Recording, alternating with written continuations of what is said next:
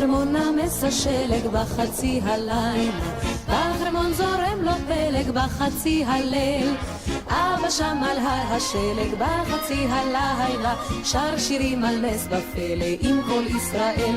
האביב שוב צוהל ואיתי משתולל, איזה לילה, איזה לילה, איזה לילה, איזה ליל. האביב שוב צוהל ואיתי משתולל, איזה לילה, איזה לילה, איזה לילה, איזה ליל. בבקעת תמר פורח בחצי הלילה, הירח שם זורח בחצי הליל, שם אחי ודאי שומע בחצי הלילה את שירנו השמח כאן בישראל. האביב שוב צוהל ואיתי משתולל, איזה לילה, איזה לילה, איזה לילה, איזה ליל. האביב שוב צוהל ואיתי משתולל, איזה לילה, איזה לילה, איזה לילה, איזה ליל. במדבר הולך החושך בחצי הלילה, שקט הס בארץ גושן בחצי הליל, לדודי עיני נחושת בחצי הלילה, וגם הוא חוגג כמו שכל בית ישראל. האביב שוב צוהל ואיתי משתולל, איזה לילה, איזה לילה, איזה לילה, איזה ליל. האביב שוב צוהל ואיתי משתולל, איזה לילה, איזה לילה, איזה לילה, איזה ליל. ואני יושב בבית בחצי הלילה, עם נרות וגביע יין בחצי הליל, וכוכב מאיר עיניים בחצי הלילה, לי מוסר ברכת שמיים ולכל ישראל. האביב שוב צוהל ואיתי משתולל, איזה לילה, איזה לילה, איזה לילה, איזה ליל. האביב שוב צוהל ואיתי משתולל, איזה לילה, איזה לילה, איזה לילה, איזה ליל.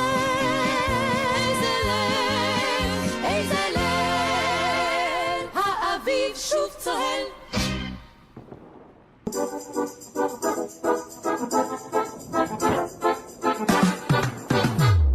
Прийшли окупанти до нас в Україну, форма новенька, воєнні машини, та трохи поплавився їх інвентар. Байрактар, Байрактар. Російські танкісти сховались в кущі, щоб лаптем посьорбати довбані щі, та трохи у чах перегрівся навар. Байрактар, Байрактар. Приперли зі сходу до нас барани для восстановлення великої страни. Найкращий пастух баранячих отар. Байрактар,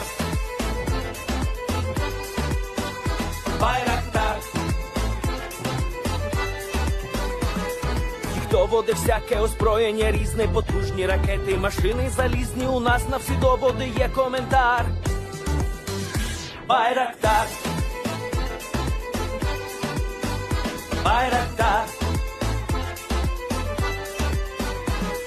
Вони захопити хотіли нас зразу, а ми зачаїли на орків образу з російських бандитів, робить примар. Байрактар, Байрактар.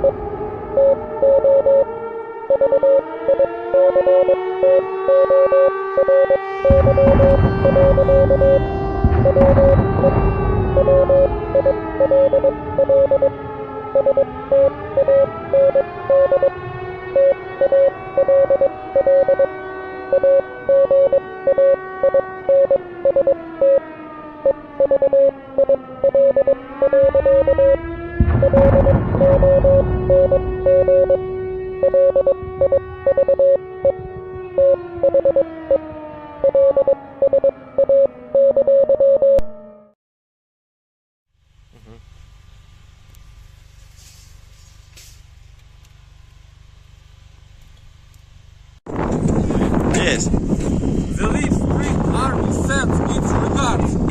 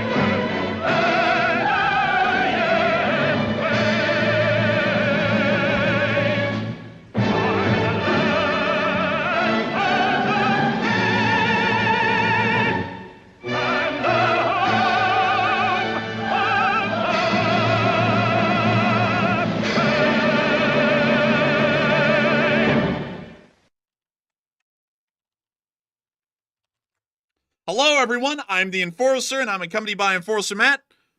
And good evening, folks. It's Enforcer Matt, and welcome back to day 973 of the news. And it's good to see you all once again. And apparently, Israel's in the final stages of its Iran attack, which is upcoming very shortly. And also, we are getting footage of North Korean officers roaming the streets of Moscow while they prepare to launch nukes at other countries around them. So, quite crazy things happening today, and it's good to see you all once again. And of course, we're going to be covering the past 24 hours of news from around the world as incredibly severe provocations and escalations are occurring in different areas of the world. We've been getting breaking news today out of North Korea as we've been able to hear an official statement made by the North Korean government and the North Korean media through the Department of Agitation and Propaganda that the North Korean government, from Kim Jong-un's direct orders, have now placed their nuclear forces on standby, ready to be able to strike against the United States of America, according to a direct quote by North Korean media. And it does appear that North Korea is now moving up the escalatory chain, not only to once again create provocation on the Korean peninsula, but to attempt destabilization of the entire region at large, and to also cause a great deal of panic inside the United States of America. We have a great deal to talk about on that, and while it is a single statement that was made by North Korean media today, it is the closest that we've ever seen North Korea get to actually conducting some sort of armed action outside of North Korea's borders since the end of the DMZ conflict in the 1960s, which is different than the Korean War, by the way, just to put that out there. We'll be talking about that a little bit later. But moving on from that, now to that area, we've also been able to get some major news out of the Middle East today, as we have been able to hear from Israeli military officials that the strike against Iran has actually supposed to have happened over the past few days, but due to inclement weather conditions that have not supported the attack has now been pushed back to occur in the next several days, although the exact date has not been mentioned at this point. However, we are understanding that the Israeli attack against Iran is imminent, and we are going to be waiting to see what this attack entails, the kind of damage that is caused to the Iranian government and the Iranian armed forces, as we've now been able to hear quite clearly, at least at the moment, that the Israelis are not going to attack the oil and nuclear research facilities of the Islamic Republic, and then we'll be waiting to see what the actual response by the Islamic Republic and its proxies will be. In the meantime, we have seen that Israeli forces have taken preemptive action against Hezbollah and have started to destroy at a much heightened pace more Hezbollah outposts and strongholds throughout the country of Lebanon in anticipation for Iran to conduct a coordinated attack in support with its proxies against the state of Israel in response to the imminent attack that will be happening within the next few days. At the exact same time, a very interesting situation has occurred inside of Ankara, the capital of Turkey, today, as we have been able to hear that an unknown group of gunmen has set off a bomb at the Turkish aerospace industries building inside the city of Ankara and was holding hostages. According to information that we have at the moment, the Turkish armed forces and the Turkish police have worked in coordination to be able to wipe out the gunmen, both of them being killed just a few mere hours ago. Simultaneously, we were able to hear that U.S. pressure that has been made against Turkey has ended up forcing their hand, making them conduct some very unfriendly actions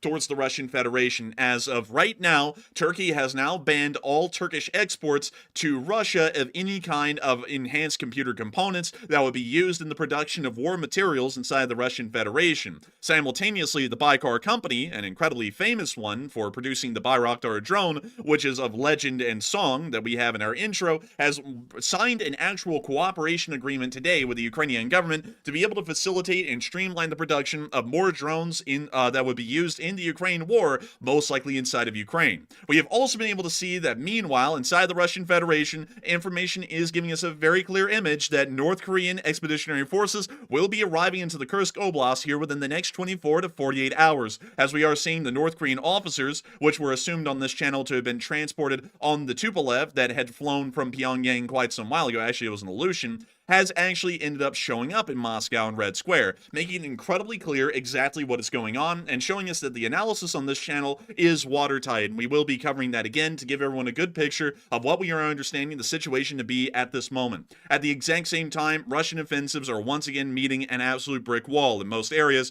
with high casualties being taken on film today, and once again, no offensive progress from the Russians actually breaking Ukrainian defensive lines and making it further into the country. We have loads of news today again, and of course, not to say this every single day, because I know this has to get tiresome after hearing it every single day, we are living through historic times, and today is a news day that is unparalleled in the amount of tension that is being seen around the world in all different areas of the globe. But moving us on into our first and major breaking news of the night, we are going to be moving over to the Korean Peninsula, specifically to speak about what exactly has been stated by the North Korean media today, and to once again remind everyone the actual situation that's going on in the Korean Peninsula at this moment while I turn on my heater. So if you're hearing beeps, that's a heater. Don't worry, everything's good.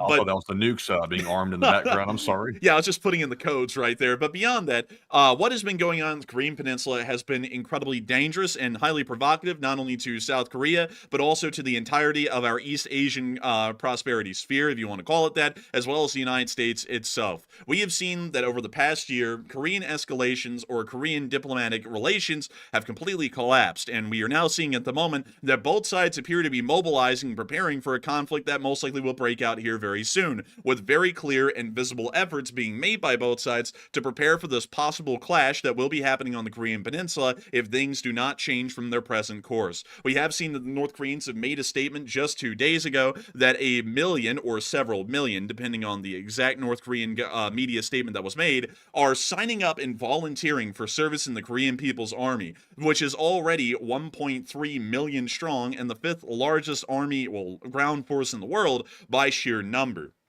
Not only that, we have been seeing that after that statement was made, the South Koreans have now issued an ultimatum to the North Koreans that they are to withdraw their expeditionary forces from the war in Ukraine, otherwise they will be facing some sort of untold consequence, of which we do not know on this channel at the moment the exact consequence that would entail, but we have seen that the North Koreans have completely ignored that statement and have now made an even further provocative and escalatory action towards the entirety of the Western world today, as we have been able to hear that Kim Jong-un has inspected nuclear missile bases, strategic missile bases specifically, and has also made a very dangerous statement, one that would largely make one in a little bit concerned more so than normal for what's going on the Korean Peninsula.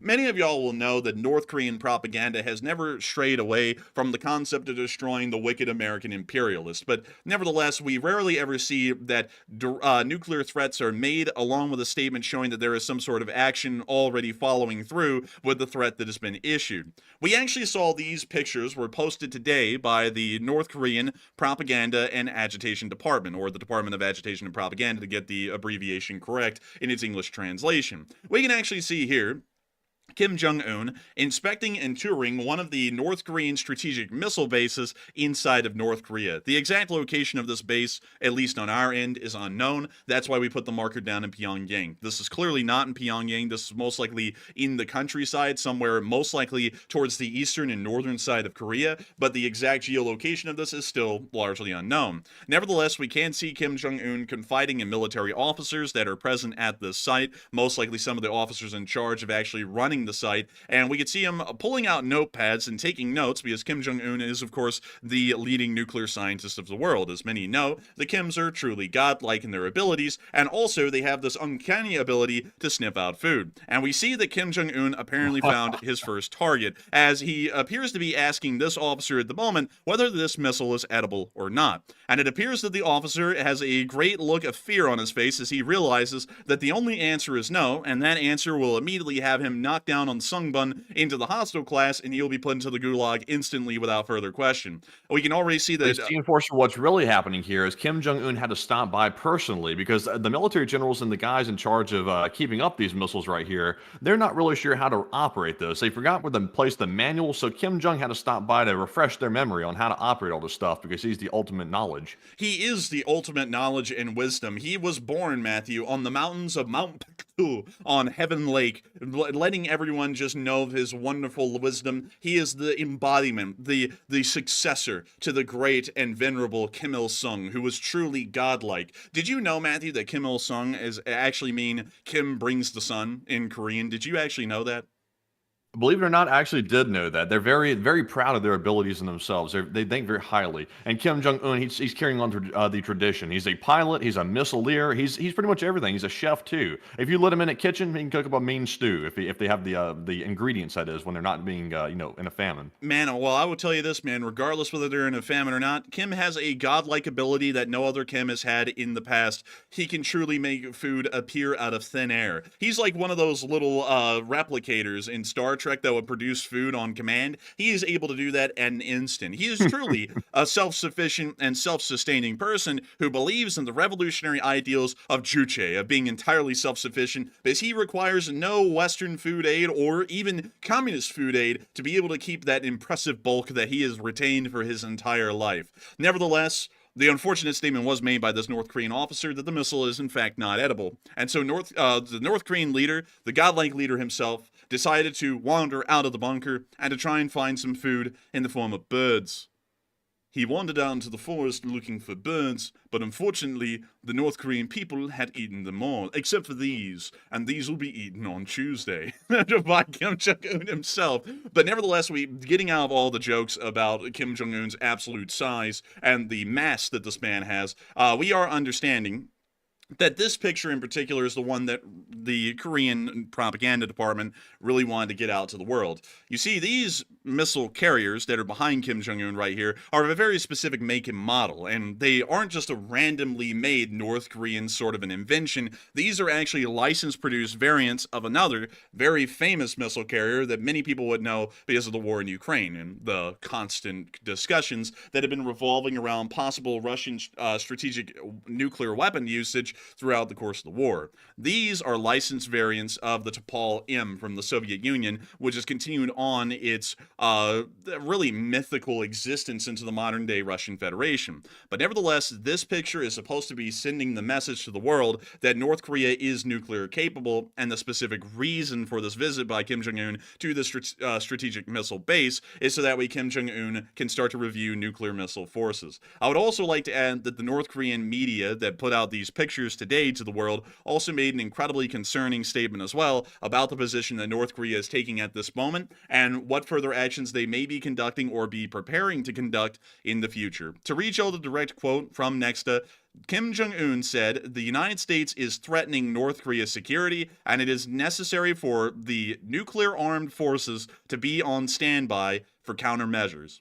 Now that's wait a minute. I thought he was threatening South Korea because they're the ones who's like getting in a bit of a tit for tat with North Korea. Are you telling me that he's trying to intimidate the United States right now with his nuclear weapons and not the South? Yes, he is actually trying to threaten the United States directly. He immediately jumped past South Korea, and he's now threatening the United States directly with nuclear weaponry because of what's going on the Korean Peninsula. Like, this is directly correlated to what's happening, but he is deciding to try and move the trump card up immediately that it's all the Americans' fault and not South Korea's.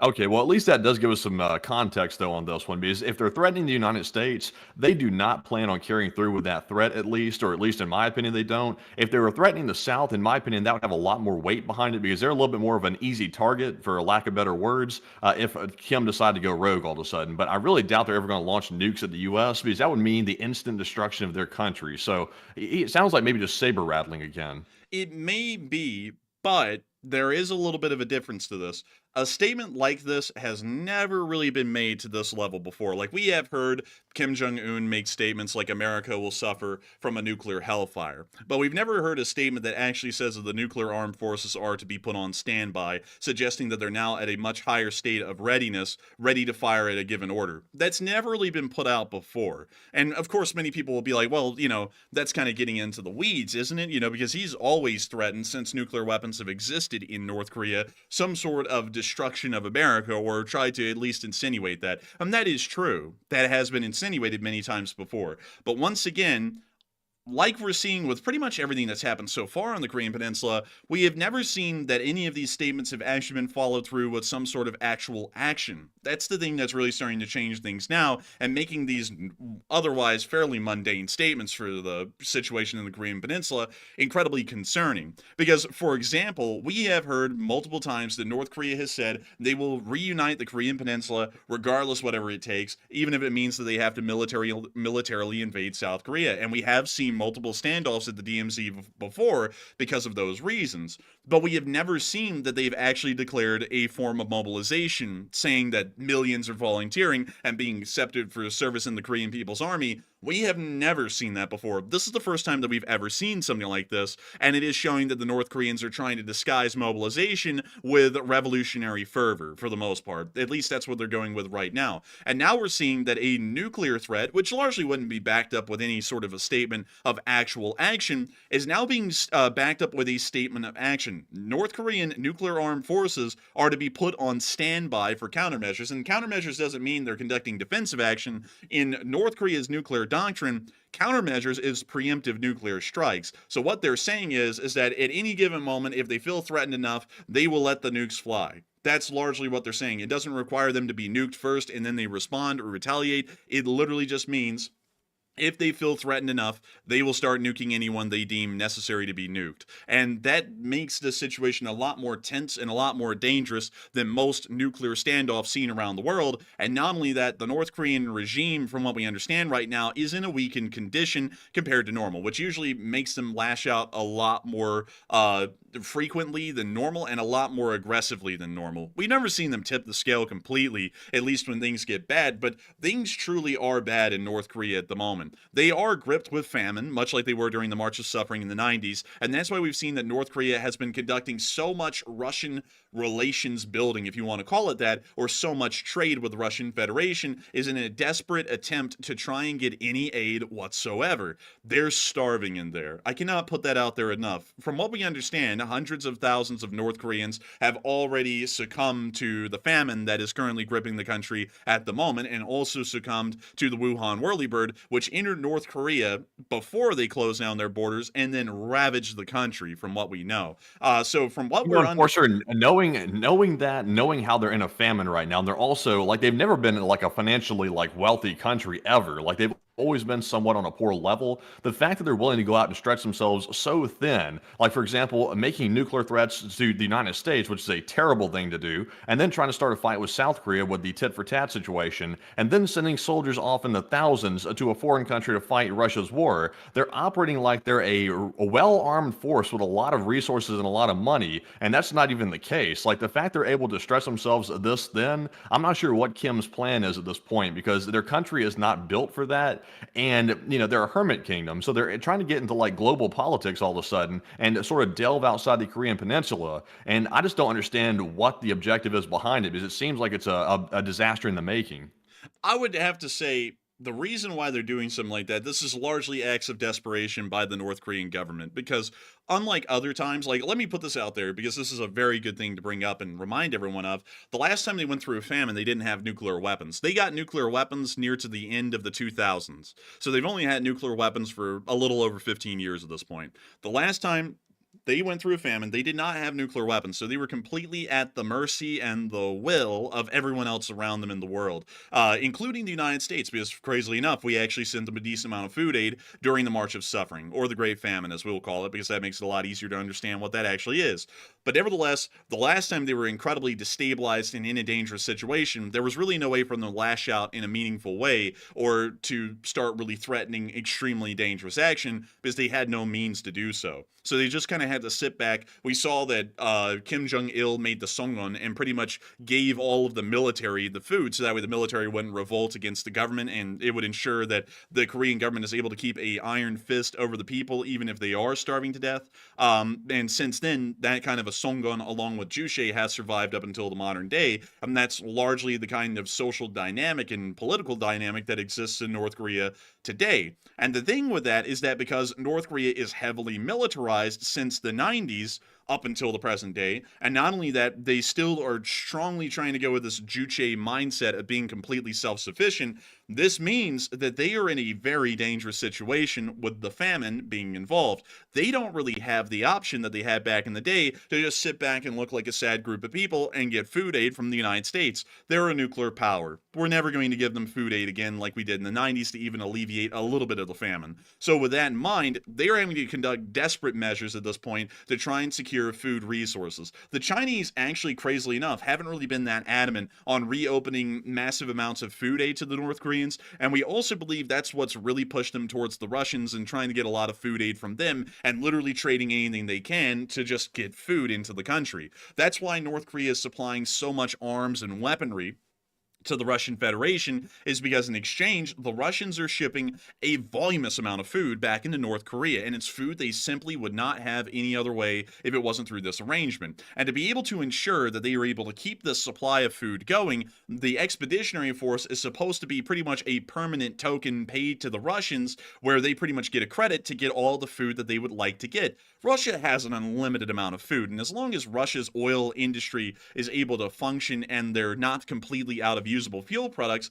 the agricultural industry in the Russian Federation will still pump out a great deal of food, much more than the Russian Federation will ever consume. And this means that the Russians do have the ability to easily take a good deal of that surplus and just ship it into North Korea. This starts to stabilize their situation a little bit, but at the same time, the North Koreans are seeing that it's not stabilizing the situation quickly enough. And once again, considering there's no food to really feed anyone at this moment except for the very top echelons in the unwavering class of the Songun, or the Songbun, they're having to try and figure out other ways to be able to get more food, not just from the Russians, but elsewhere. And this is probably why we're seeing that the North Koreans are going to such a desperate last-ditch attempt, even threatening nuclear action against the United States right now, to try and see if they can get some sort of food resources to stop the regime from crumbling. That's why. So, in the pursuit of food, in the pursuit of Twinkies, North Korea is going to go buddy up with Russia and hope that alliance is unlimited in some way or another with the food and also the resources. And they're going to sit here and hope that is that way and then plunge themselves potentially into a war with their neighbor and the South Koreans, that seems like a really bad situation they're about to walk themselves into, because the South Koreans are not letting the situation go. Because I think the North thought, oh, we can just send troops over to Russia, let them go fight in Ukraine for Russia's behalf, and the South Koreans are going to do nothing about it. But South Korea, kind of oddly, they're stepping up and saying, hey, we're not going to allow that. We're going to go over there and say we're going to send troops to interrogate the North Koreans over there that are captured inside of Ukraine, which is something that sort of forces a confrontation between the North and the South. And if a war is started, I don't think that food that they got from the Russians is going to be much of a help. I think it might not be, actually. I think that's why they are taking the kind of stance they are at the moment. Because the thing with South Korea is that they have been flinging over the balloons filled with USBs for years. I mean, like, to create that as a problem was an incredibly bizarre thing around a year ago. Because just to let y'all know, there's a lot of South Koreans out there that believe that the North Koreans are, unfortunately, and this is true, being held under a horrific regime that doesn't allow them any kind of access to the outside world. And a lot of South Koreans want the North Korean citizenry to have access to the outside world and see what it's like out here, just for the fact of hopefully alleviating some of their suffering, or maybe even letting them know how bad it is in North Korea so they would defect or maybe uprise against the government. This has been going on forever. This has literally been going on since the early 2000s.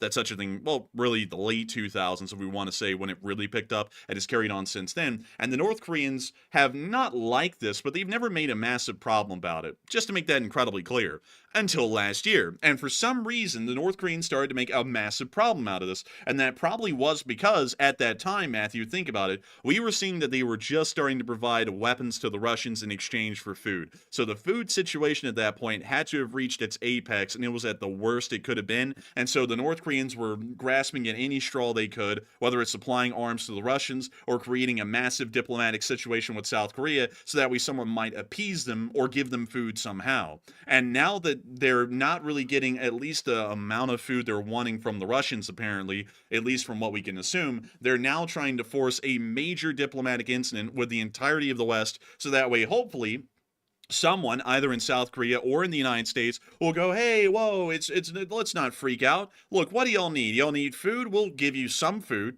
And then they'll probably back off and walk away, because that's usually what the North Koreans have done historically, is they've threatened, and they haven't threatened at this level, though I want to make this clear. This is an unprecedented level of a threat that they've now posed to everyone, but they usually have threatened in exchange for some form of appeasement, which is usually some kind of a food aid. So at the moment, I think that without a shadow of a doubt, this is why the entire situation is being created at this moment. But don't be deceived. Just because this is over food doesn't mean that they're going to back off and walk away.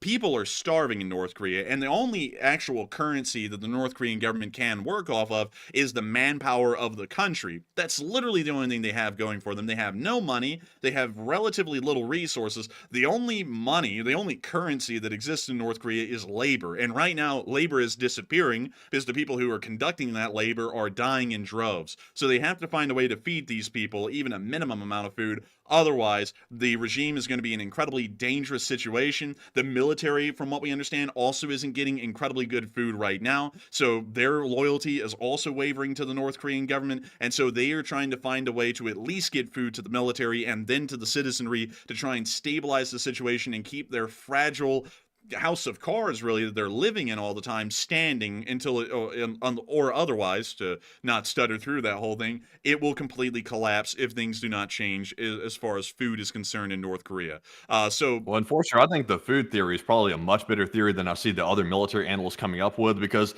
the main story I've been hearing is that North Korea is deciding to buddy up with Russia so closely all of a sudden because they want that nuclear technology. That's what the military analysts are saying. But I think the food theory is probably a lot more realistic. Like, of course, North Korea would love to get more advanced nuclear weapons technology. That's pretty obvious. They would love that. But at the same time, though, the people aren't getting fed like you're saying. And that's a more like pressing issue than the nuclear weapons technology, because Kim already has nukes to threaten people with. That's what he's currently threatening people with right now. It's not really a threat that the U.S. is going to get scared about, because we got plenty more and bigger ones than he's got. But at the same time, he's already got that card in his pocket to some extent or another. So I think the food theory is accurate. I think the military analysts are sort of missing the boat on that one. Now let me see here. I can actually show you all the range. of North Korean missiles, because that doesn't make any sense at all. So here we go. This is the best we have. So this is the world if it was centered around North Korea. And this is largely a map that shows the range of the farthest North Korean missiles that can be fired, at least the ICBMs. And a Hwasong 15 can reach out all the way across the entirety of the United States. Even if they wanted to, they could actually hit Cuba. They could literally hit anything in the world that would be of strategic importance. They can hit Europe, they can hit Asia, they can hit the United States, they can hit the entirety of North America. Like, no joke, they can literally hit anything of value. And so it makes no sense to say, oh, they're doing this for nuclear missile technology. That's a bit of a, to be entirely honest, an asinine claim, because they already have nuclear missile technology that is significant enough to pose a major threat to any country in the world that would provoke them. So I don't know why in the world they would be wanting more nuclear missile technology, because they've already largely reached the bare necessity of technology that they need to be able to threaten the United States and anyone directly. So that doesn't make sense. Do we know what the yield on those nukes are? Like, is the yield like a very large one like the ones we have, or is it a smaller yield? Let's see. The Hwasong 15, I believe, is the one that is the largest that's in service at the moment. There's a picture of the Hwasong 15. But let me see what their kiloton yield is, according to the information that we have. So the warhead weight is 1,000 kilograms, but it doesn't seem as though we have a kiloton yield, at least at the moment, for that warhead. So let's see if we can find one. Engine, warhead. So here we go. So let's see. The payload would be around 330 pounds based on flight data. It was reconfigured Hwasong, but then they modified that to about 2,200 pounds at a range of 1,300 kilometers. Noted major differences in the design of the Hwasong 15 compared to the 14. Let's see. Accommodate larger warheads, reduce reentry stress and heating at the cost of accuracy. It may be able to carry additional payloads such as decoys or even a MIRV, which is a multiple independent reentry vehicle which carries multiple warheads and then distributes them over a wide variety of targets from a single missile. But nevertheless, also, Enforcer, it looks like right here, based on what I'm researching as well about their nuclear weapon yield, it looks like as of September 2016, they achieved an explosive yield in the range of 15 to 25 kilotons with one of their nuclear tests. And then apparently in their sixth nuclear test, it is estimated that it had a yield of 100 kilotons, at least according to some speculation. So take that with a grain of salt. So it doesn't look like maybe they're the largest type of nuclear weapons, but I think one viewer in the live chat pointed it out. Someone said, let me see who it was that said this, by the way. Someone said they wanted smaller and stronger nuclear weapons on a smaller scale, and it was GunFox61 that said that. That could be the case because they have some very large missile systems that are sending these things out, and they might want to try to like refine them and make them smaller so they can go a little bit farther. Maybe so. Nevertheless, these nuclear weapons as a whole, regardless whether they're incredibly large or more on the smaller side, still pose a fairly significant threat to any country that was to sustain an attack from North Korea. So once again, just to put that out there, I do not believe that the statement that North Korea is conducting these actions in support of the Russian Federation in pursuit of nuclear weapons technology is true. I believe that's largely an ill-informed assessment, largely looking at the kind of society that is existed in North Korea over the past 40 years, well, 30 years, because of the Jong-un, but it makes no sense, because we do know that there's a far more pressing issue in North Korea than weaponry concerns. The famine is gripping the country right now. They're starving to death. And while it always seems like the North Korean government doesn't care about the citizenry, there has to be a bare minimum of care given by a government. Otherwise, they will lose the loyalty of their people and they will be overthrown. Just look at all the examples in the world. There's Pol Pot in Cambodia.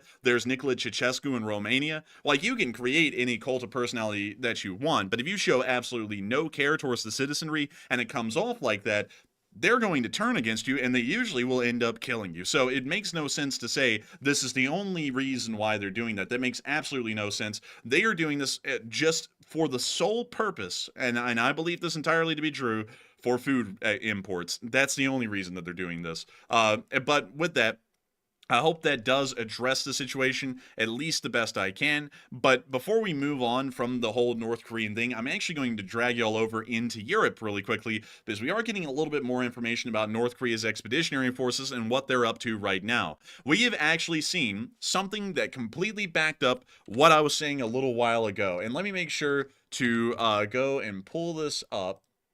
1 second. Russian government aircraft. Let me go get that. And then there we go. There's the Ilyushin 96.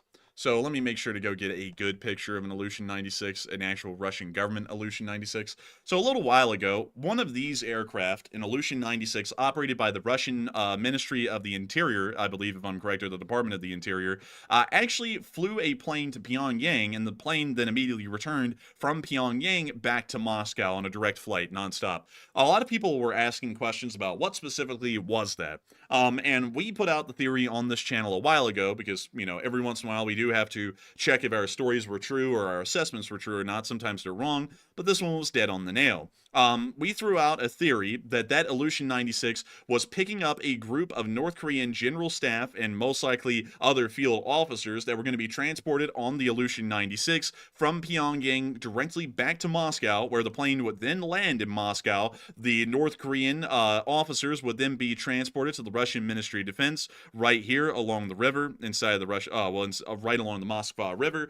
They would then be briefed on the situation. They would be brought up to speed on the exact kind of war that's being fought, the expected deployment location of their expeditionary force, the kind of equipment that they would be given, and also the kind of training or additional training that would be given by the Russian Federation to prepare them for ground combat inside of wherever they would be deployed, which according to Ukrainian intelligence would most likely be the Kursk Oblast. These North Korean officers would then have some team building exercises or experiences with the Russians to try and get them a little bit more familiarized with what they're dealing with or the kind of people they're going to be dealing with. And then by that time, the actual bulk of the grunts, if you want to call them that, of the expeditionary force will have been transported across Russia by train on the Trans-Siberian Railway and would then be deployed into the Kursk and Bryansk oblasts to conduct defensive efforts in support of the Russian efforts there.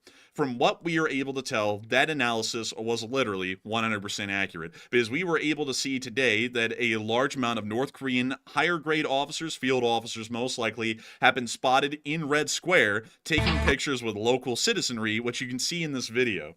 All of the guys in the leather NKVD execution jackets are North Korean officers, just to let y'all know, in case if y'all are wondering who are the North Korean officers.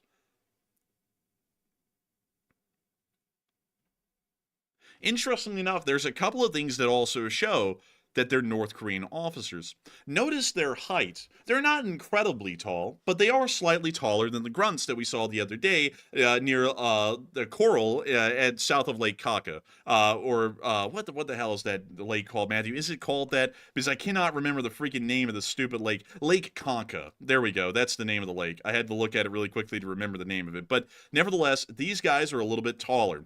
And many of y'all will be wondering, well, why in the world does that have any significance at all? Well, remember, folks, there's a very strictly enforced caste system inside of North Korea, and the higher up you are in that caste, the greater the benefits you get. If you're in the unwavering class, you are the last person to be cut off from food rations if food rations cease to exist. This means that your children, and also, by the way, any kind of benefits are passed down, and any kind of punishment in North Korea is passed down 3 generations. So all of these guys here that you're seeing were raised in fairly loyal families at the top of the caste system. And for that reason, as they were growing, they were fed a lot more food, and for that reason, they were nutritionally accounted for and were able to grow properly, meaning that they grew to be a little bit taller than an average North Korean would be nowadays. And you can visibly see that because if we were to compare them to the grunts, you would see that these guys are just a couple of inches taller than the grunts. So this is showing that just by the height profile of these guys alone, these are some fairly high up Korean officers that we're seeing at the moment in Red Square. And you see them taking pictures, largely having a little bit of a team building sort of a thing with the Russians, if you want to call it that. It's supposed to kind of win over the hearts and the minds and show that the Koreans and the Russians are friends, all that sort of a deal. But nevertheless, it is showing that our analysis was dead on, as we are getting intelligence now from the Ukrainians that literally corroborates exactly what we said on this channel days ago, just listening to the very bare minimum of info that we had. The bulk of the actual North Korean fighting forces, the enlisted forces, are currently being transported into the area, and they're expected to arrive within the next 48 hours, or even less time than that, probably within the next 24 hours. But still, this expeditionary force and the proof and existence of what we were saying is certainly showing that these North Korean forces are expeditionary. They are going to be commanded from the top down by North Koreans, but the actual orders and the general battle plan will be issued by the Russian Ministry of Defense to the highest ranking North Korean officer of this expeditionary force, and then that command will be disseminated through the ranks down to the lowest ranking enlisted members in the squads that would actually be on the battlefield. This is starting to be a little bit of an interesting thing, and intel is saying that at least an entire fighting brigade of North Korean soldiers will be on the Ukrainian front line in weeks. We are knowing that they'll be at least in the region within the next 2 days, but in fighting capability, it probably will take a couple of more weeks. And a lot of people are wondering, will there be a difference? Because from what we know at the moment, and we're still working off of at least the public information that we have, which could be a little incorrect, the North Koreans are going to be sent into the Kursk Oblast to help out with the Russian defense of this region against the Ukrainians, and maybe even get involved in counteroffensive action to try and push the Ukrainians out of the Suja region. We don't really know how well they're going to do, because they have no practical combat experience for the past 70 years since the end of the Korean War. They have absolutely no training in modern warfare, absolutely no training in modern doctrine, and if they're going to get any, it's going to be Russian doctrinal training, which is going to be horrific, because that's not even up to the pace of modern warfare. And we don't really know how they're going to do. Maybe revolutionary zeal will just carry them through, but we've seen that that has not helped out the Russians a damn bit. They get blown up just about the same, whether they have zeal or not, or whether they have, Riz or not. They just get blasted. So beyond that, it seems as though... You got that Riz, man. That soldier Riz. Man, you've got that Chuche Riz. But beyond that, a lot of people are wondering if there will be a difference from this just single North Korean combat brigade. And a lot of people have no faith in them. A lot of people are saying that the Ukrainians will be unfazed, and the North Koreans, just like the Russians, will largely be running up into a brick wall. And so, Matthew, what are people thinking about this, and what are you thinking about it as well? All right, so now that we are hearing from several different intel sources that about 3,000 plus North Korean soldiers will be on Ukraine's front line in just mere weeks, the question is there going to be a big difference? So about 51% said no, Ukraine will defend as normal, and 24% said yes, Ukraine will be disadvantaged, and 13% said probably so, but I need some more intel and some more details. And on this one, I would have to say that it'll probably be a disadvantage to the Ukrainians, and not because the North Koreans are really good fighting forces. They're really honestly probably going to suck. But the catch is, though, those are bodies that the Russians can now pull on, because 3,000, that is just the initial group of North Koreans being sent to Russia to fight on behalf of them inside of Ukraine. There are going to be more following up after that. At least I believe so. I don't think that 3,000 is simply going to be the end of the North Korean troops being sent to fight. There will be more behind that. So ultimately, it's not a matter of how well the North Koreans fight. It's just a matter of how willing are the North Koreans to keep sending more soldiers week after week to keep throwing them into the meat grinder. And that's where Ukraine's going to start seeing the big disadvantage, is over the course of months after this starts wearing them down a bit. So like I've said before, NATO is going to have to step up and try to balance the playing field here a little bit, and either decide to provide forces to Ukraine to bolster their side, or some other method to reassure the Ukrainians that they have the ability to ward off this new North Korean threat. And right now, we're really not hearing much from NATO about that, but I'm sure we will in the coming days. But Enforcer, what say you? Actually, Matthew, I got to give you a nice little thing that was said today, not by NATO, but by old Uncle Sam. You want to know what we said about the North Koreans? They're fair game. It's hunting season. They said fair game. Yeah, I would hope so. It says, if North Korean troops deploy in Ukraine, they are fair game. That was a statement by the White House today. But still, it seems as though we're largely of the mindset that the Ukrainians are going to obliterate the North Koreans. But once again, like Matthew was saying, we don't know how big of a tap the manpower will be that the Russians will have access to at this point. It may just be the initial expeditionary force of 10,000 men. And of course, not all of that's going to be in combat. We believe that there's an entire brigade that will just be conducting missile operations behind the lines and will never directly engage Ukrainian forces on the field. But nevertheless, this is a bit of a concern. How long will this go on? How many North Koreans would be sent to Russia? Will they be sent as long as the Russians continue to send food back to North Korea? What is going on? Like, we don't really know the actual details of this in the moment. We're only seeing the preliminary picture, and there are several ways that this can go. As far as their fighting prowess, however, as long as they are kept in fairly limited numbers and they only represent about a brigade or two along the entirety of the front line, their impact will be negligible. It'll practically be non-existent, and the Ukrainians will pretty much sweep them aside considering they're Russian equipped like any other Russian unit they're engaging at the moment, at least on a defensive level. On an offensive level, however, if the Ukrainians try and conduct an offensive and they really don't have the element of surprise or they're going up against a fortified position, they're going to run into a pretty difficult time. It's just kind of that state of the war at this point that anyone conducting the offensive is inherently at a disadvantage in most battles. But nevertheless, if the Ukrainians continue to build up their forces and it starts to represent more than just 2 combat brigades on the front lines, say it starts to represent about 20 brigades, we could see that the Ukrainians start to have a problem because they're dealing with such a larger amount of manpower that literally is endless, at least initially. The North Koreans are going to be the Russians' version of unlimited soup and salad for the meantime. As long as the Russians have equipment to supply these North Korean expeditionary forces with, the North Koreans are going to send them out there and let them get obliterated. Because all that the North Korean government is caring about is stabilizing the situation at the home front. And maybe even in a morbid way, I never thought about it like this, but maybe even in a morbid way, the North Koreans are kind of hoping that this tap will be turned on completely, because not only will they be ensuring food supplies for a pretty permanent, sort of a semi-permanent solution for now, they will also be greatly reducing the population in North Korea that has to eat, because many of them will end up dying in Russia. So they're kind of stabilizing the situation in more ways than one. They're getting more food and they have less mouths to feed. So they may be looking at it in a very morbid way like that, or they may just be looking at it as, we need food and this is the only way that we can secure food supplies at the moment in large numbers. I definitely didn't think about it like that, but that would be the way someone as sick as Kim Jong-un would be thinking. Let's just eliminate some of the population by sending them to fight over here in a meat grinder, where we pretty much are guaranteed they're not coming back, because the Russians obviously are not winning the war and they're not winning their battles. They're throwing guys in there and they're all getting killed. So, I mean, that could actually be like a secondary reason for sending them.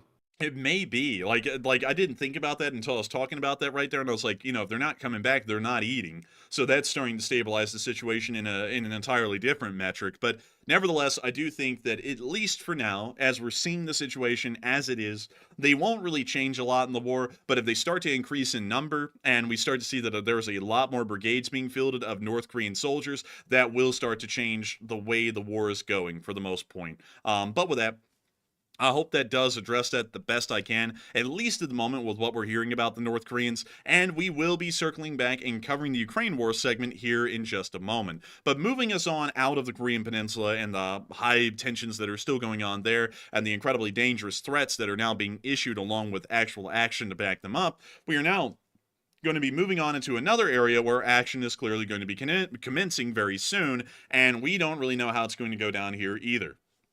We are hearing that the Israelis are ready to strike.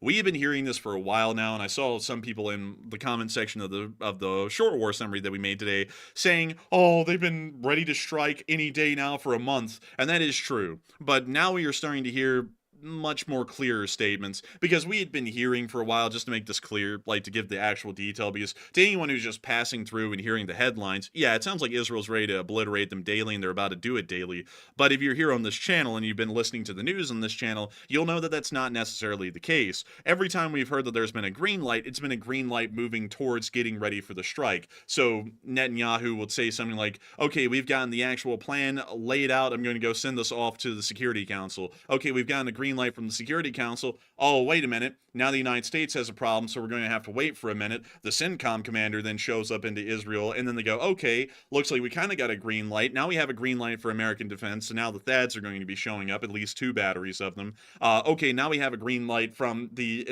from other Israeli officials and another, I guess you could say, branch of the Israeli government giving the green light. And that's largely what has been going on for a month. And some people have been trying to construe that as Israel is going to obliterate them tomorrow, but really all of that has been just leading up. All of these green lights have been leading up to the actual strike against Iran, because it's been a very political process. Not to say that in a domestically political way, which we don't talk about on this channel, but it's been a very political process in the kind of positives and negatives that they're having to weigh out here, because there's been a lot of diplomatic pressure from outside of Israel, from France and the United States specifically, to greatly limit the initial strike that the Israelis were going to conduct instantaneously, and to stop them from hitting Iranian nuclear research and oil facilities. And we've now heard that apparently that political consideration has been taken into mind, and the Israeli strike will not be hitting any oil facilities or nuclear research facilities, at least according to the public statements. So we think that they're going after the Israeli government, or we think that they're going after the Iranian government or Iranian military sites throughout the Islamic Republic. But that is largely what y'all been hearing. It hasn't been that they truly are going to obliterate them any day now. It's been green lights getting them closer and closer to this day. But we are now starting to hear that the attack is imminent. Everything has been approved, everyone's on board, and according to Channel 11, Israel is about to attack Iran. And the Israeli army has completed its preparation, according to the Israeli Broadcasting Corporation as well. So now, two separate Israeli news organizations, most likely approved, this is usually approved by the Israeli government, are now coming out with statements that they are ready to strike, and it is going to happen. There is nothing else that they have to approve, nothing else that they have to clear out of the way. Everything's been given the green light, even the actual order to strike itself. And so now at this moment, it's actually within the hands of the Israeli military commanders to find the suitable conditions to be able to conduct this strike in and then launch it. We believe that this will be happening within the next few days. And we've also heard that a retired Israeli Brigadier General, Amir Avivi, who's actually pictured right here, has stated that Israel's counterstrike to Iran's ballistic missile attack against Israel will mark the beginning of a war that's expected to last many months. Now, that is an interesting statement, because that actually shows that Israel is preparing to engage in a pretty decent regional war for some time. That also is showing that apparently the Israelis do not expect, according to all intelligence that has been given to them at the moment, that the Iranians actually have working nuclear weapons, which we believe that they're working on, but we don't really know the exact progress of that yet, because it was about 2.5 months ago that U.S. intelligence was saying that it would literally be any week now we would see the Iranians with a usable nuclear weapon, and that time frame is now passed. It's about a month and a half later, and we still don't see that at the moment. So we think that the Iranians may be falling behind on their nuclear weapons development program. If that is the case, we could see a pretty heavy and a pretty dense air war occurring over the northern area of the Arabian Peninsula practically daily, with Israeli strikes happening inside of Iran almost constantly, along with Iranian counterstrikes occurring against Israel with strategic missile forces. This is at least what we're thinking at the moment, and while this is happening, we are seeing that the Israelis are taking more preemptive action, at least against the proxy forces, to probably deal with what's going to be coming as a backlash from Iran and the proxies, as we did get to see that more airstrikes have happened in Dania, which is a southern suburb of Beirut, just overnight by the Israeli Air Force, trying to knock out Hezbollah strongholds and also reduce their ability to conduct counterstrikes in the future after Israel attacks Iran. And of course, Iran and its proxies would be attempting to fire back on Israel as soon as possible. Also, Enforcer, I saw someone bring up a really good point here in the chat that was very interesting. And also, by the way, I just want to preface it with this. We don't do politics here on the channel, so this is not sparking a political discussion whatsoever, but it seems to be a legitimate point. The election for the U.S. is not too far away. I wonder if Israel is waiting and stalling on their attack to wait until the election's over. I'm not sure why they'd want to do that, really. And obviously, do not get into politics in the chat, by the way. We cannot have that going haywire in the chat. But that could be maybe what they're waiting for, and that's only about 13 or 14 days away. Maybe so. But I would have to say, a lot of people put a little bit, like, in my opinion, a lot of people put a little bit too much weight into elections. But something that I don't know, like, maybe people don't think about this, I think about it a lot whenever people bring this up, is that the election is going to happen and someone is going to be elected, but that doesn't mean that there's like no president for the next few months, or like the president just ceases to have power at that point, the one that's currently sitting. that, like, the president of the United States, that is the president right now, is going to be voted, well, he's not going to be voted out, he's not even running for re-election, so he is going to be replaced here by someone else. Not making sure that we don't get political on this, just answering the question as clearly as we can. Someone else is going to be elected, but they're not going to be the president until January of next year, meaning that the current sitting president is still the current sitting president until January of next year. So that means that if any actions are taken, I don't think they're trying to take advantage of, like, some perceived election confusion here in America, where the government is maybe a little confused or discombobulated, because it really won't be. I mean, the election is just really laying out when the change of power happens in January, who's going to be taking over leadership of the nation. And so it doesn't really have an exact impact on our decision-making abilities or the actions that could be taken overseas in a situation like this. So in my honest opinion, making sure that we, mention this as non-politically as possible and don't pick a partisan side here, because we don't do that here on this channel. I don't really think the election has much to play in the kind of tensions that are rising around the world, or for that matter, when the Israelis are actually going to be conducting their strike, because they could do it now or they could do it on the day of the election. And I don't really think U.S. decision-making or decisive U.S. action and its effects would be changed that much in between now and then. Interesting. Me personally, and obviously I'm walking a bit of a tightrope here because we're not getting political. And also, by the way, I see people in the chat saying, well, why would you mention something political? We're talking about it from a very objective perspective. We're not trying to get into, oh, this side did it right, or that side did it right. Who cares? We're not worrying about that whatsoever. But, there, like the enforcer said, there is going to be some sort of policy change with one person or the other. We're not really sure which way that's going to go. And Israel could be waiting and hoping that maybe a preferable candidate is going to get in there that might give them more weapons and more permission that maybe another party was not going to give them. That is a possibility. And the fact they're dragging this out for so long, because Israel's been saying this for about a month now. They've been saying, oh, we're going to attack now. Oh, we're going to attack then. We're going to attack later. And it just keeps on going on like that. Like, they keep stalling. And I'm like, why are they stalling? Like, they could launch the attack now. One of the Israeli generals said, we've been stalling like this because the weather's been bad. I'm like, I don't know if I'm really buying the weather story like that. I think they're stalling for a political purpose, and we might find out if it goes right beyond the election, that might be the answer. Maybe so. It may be. And I'm also seeing a lot of people talking about stuff. Let's see here. Some people are saying, someone said, stop saying you're not political. We get it. I have to say that because people try and make non-political statements where we just speak about the government and how some things work sometimes and then spin them to be political. So I have to say that the entire time to disclaim that. Sorry if you don't like that. There's other channels that are very political. But I'm seeing some people say this as well. And I've just got to put this out there really quickly to make sure that we keep this as nice and neutral as possible. I'm seeing that a lot of people can't help themselves. Even when we just bring up the election, people have got to try and air their opinions out in the chat about who they think should be elected, who's good, who's bad, who's going to stomp your baby into the curb. And I just got to say this. Whoever is elected is going to be the right person for the country. Not because they're actually good, but because everyone thought they were good.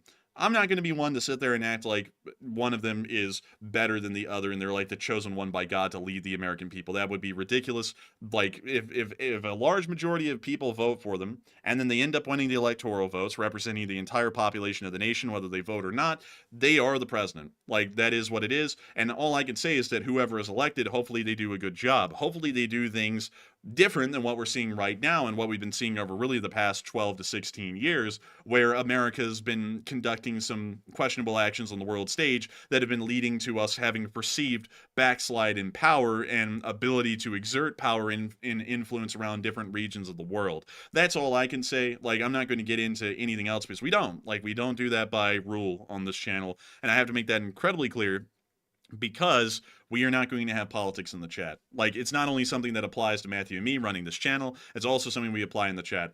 All of y'all have different political opinions, most likely. And I highly encourage y'all to have that, because that is y'all's right to have here in the United States of America. And y'all completely have the right to go and vote for whoever you believe is the right person for the job when the election comes around. But nevertheless, your vote is your vote alone, and it is very important to remember that other people have different opinions. We're not here to get into debating whose opinion's right and wrong. Who is the arbiter of truth when it comes to an election, considering that you have two equal options that you can write down on the ballot for who you're voting for. So, in my opinion, that's a completely pointless thing for us to talk about, because that is entirely up to y'all. I'm not here to try and sway your opinions on who you like and who you dislike and who you're going to vote for and who you're not going to vote for. That would be a little bit un-American of me in trying to sway the election in the small way that I think I could, which would be very not that great of me, to be entirely honest, on my moral opinion on that sort of a thing. And And also, by the way, like no matter who you're voting for, like at the end of the day, here's how it's going to work. No one's abandoning Israel. No one's abandoning Ukraine. One or the other might support them, maybe more or less. Like that's the real question. But ultimately, though, the powers that be are not going to let the United States just simply walk away from either one of those places just because someone else got in power and they said, "Oh, I'm not really feeling it today. We're just going to leave that area." That's not going to happen. It just simply won't. There's too many lobbyists and things like that. There's external forces that work on the president that simply won't let them pull out of those areas. So Israel will still get the help they need, but they may be a little bit heckled or a little bit restrained more than usual, depending on who's in charge. It's just a question of that, really. I would agree with that entirely, and that's largely what we see. That's a whole other rabbit hole on its own. But before we get into that rabbit hole, which honestly is pointless, like it is entirely pointless as far as the scope of this channel is concerned, we have to get into some questions, because we have some very interesting questions coming out at the moment, and a lot of people have some very interesting things to add. And a load of y'all have been adding in to what's going on in the Middle East right now, as that retired Israeli general did say that Israel's attack on Iran will start a months-long war, spanning the entirety of the airspace of the Northern Arabian Peninsula, and probably causing a great deal of diplomatic issues and tumult that we can't even predict at this moment, that may just pop up out of the blue because the conflict exists. And a lot of people are throwing in their thoughts on this, and a lot of people are of the strong belief that the Israeli strike that is coming up here within the next few days will start a months-long regional war in the area without a doubt. Some others seem to be questioning that a little bit, and some are denying it outright and saying that this most likely will be the end-all. This will be the strike, and that will be it, and there will be no Iranian response, and there will be no regional war that is a high intensity sort of a conflict, as compared to what we've been seeing recently, which is very, very low intensity, about as low as it can possibly get. But Matthew, what are people thinking right now about that, and what are you thinking about it as well? All right. And also, everybody rest assured, Enforcer Air Defense has just been turned on. The bots were flooding in like crazy. So they're hopefully going to be weeded out by the air defense, hopefully. We have a good Stugna that was just placed here in the chat. But anyways, getting back to the poll question here. Retired Israeli general says Israel's attack on Iran will start a months-long war with Iran. And what are your thoughts? 59% said yes, it will start a real war. And 21% said likely so, but only time will tell. And 12% said no, it will be de-escalated. And this one is a bit of a tricky one, because I've learned one thing, like I've said for months now. When it comes to the Middle East, it's really hard to predict what's going to happen here. I'm going to assume, since this guy was an Israeli general, and he is obviously very familiar with the Israeli military and also the operations in the region, that maybe he knows best. So maybe it will start a months-long war. In my opinion, I'm really not going to predict that. But the fact here is we have two options. Either it's going to start a long war, or it's going to be a limited attack, and Iran's going to basically maybe launch one or two missiles back, and it's going to end with that. We saw that last time. Like, it sort of like de-escalated and it was all okay. It didn't start a massive war. It just started a little tit for tat, and then it died down. But this time, it sounds like it could start a pretty big one. So I'm not really sure. So I'm going to say I'm with the 21%. I'm taking the cop out. But Enforcer, what say you? I'm going to say it's very hard to tell what's going to happen in the Middle East. Like, I got to be with Matthew on that one. It is tough. Like, you would have to be some sort of a person with a magical crystal ball to see how anything transpires in the Middle East. It's like the most unpredictable area of the world, and that's why analysis of this region, even in a short term, is very tough to do. We don't really know what the Iranian response would be, because we saw that initially when the major Iranian attack happened on Israel in April, the Israelis and the coalition shot most of those weapons down. The Israelis then responded with it was a very, very small and limited scale strike around Isfahan, and that was it.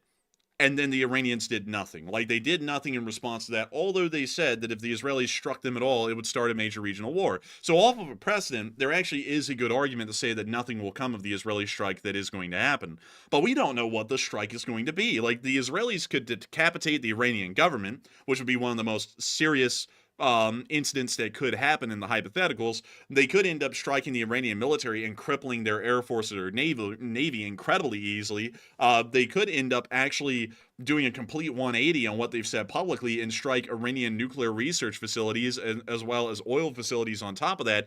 And each one of those situations has multiple different little tendrils that stick out from them with completely different scenarios for each of them, where the Iranians could go and what they could do. Because the Iranians are a very unpredictable country. Like, there's really no way to actually say the Iranians will 100% do this in this kind of a situation, because they never have done that before in the entire time we've been covering this area. So going off of that, I also will have to do the cop-out as well and go with the 21%, saying only time will tell, because part of me really does think that this will be the beginning of a high-intensity regional war. They're already in a low-intensity regional war in the area. That's been quite obvious since about April, but they're not in a high-intensity one, and we don't really know if this will just continue to be kind of the normal proxy war that we've been seeing going on for decades, or whether this will actually boil over into a full-scale, high-intensity regional conflict that one side will come out a significant loser from. We just can't tell. So I will have to go with the 21% as well, but part of me, just to let y'all know, is leaning towards that 60% that is saying this will probably end up being a regional war, but I don't want to be the one to make that statement, because crystal balling like that, it is almost impossible, like, to be entirely honest. So that's why I've got to be undecided. But with that, I hope that does address that the best I can. And Matthew, I also understand that we have even some more additional questions. And what do we got from those, Matthew? Oh, yes, we have long-lasting questions. And our first one here goes to Joseph Andronako, who's a long-time legend. And he threw in the largest super chat of the night. He threw in a $100 donation, and thank you very much, Joseph, for that very generous support. And he said, let's see here. He said, both political parties are saving the LSA streams to use for or against you in 20 years. Thank you, Joseph. They probably are, and AI is making it easy now to go through them and comb through it. But he said, take one from the chat.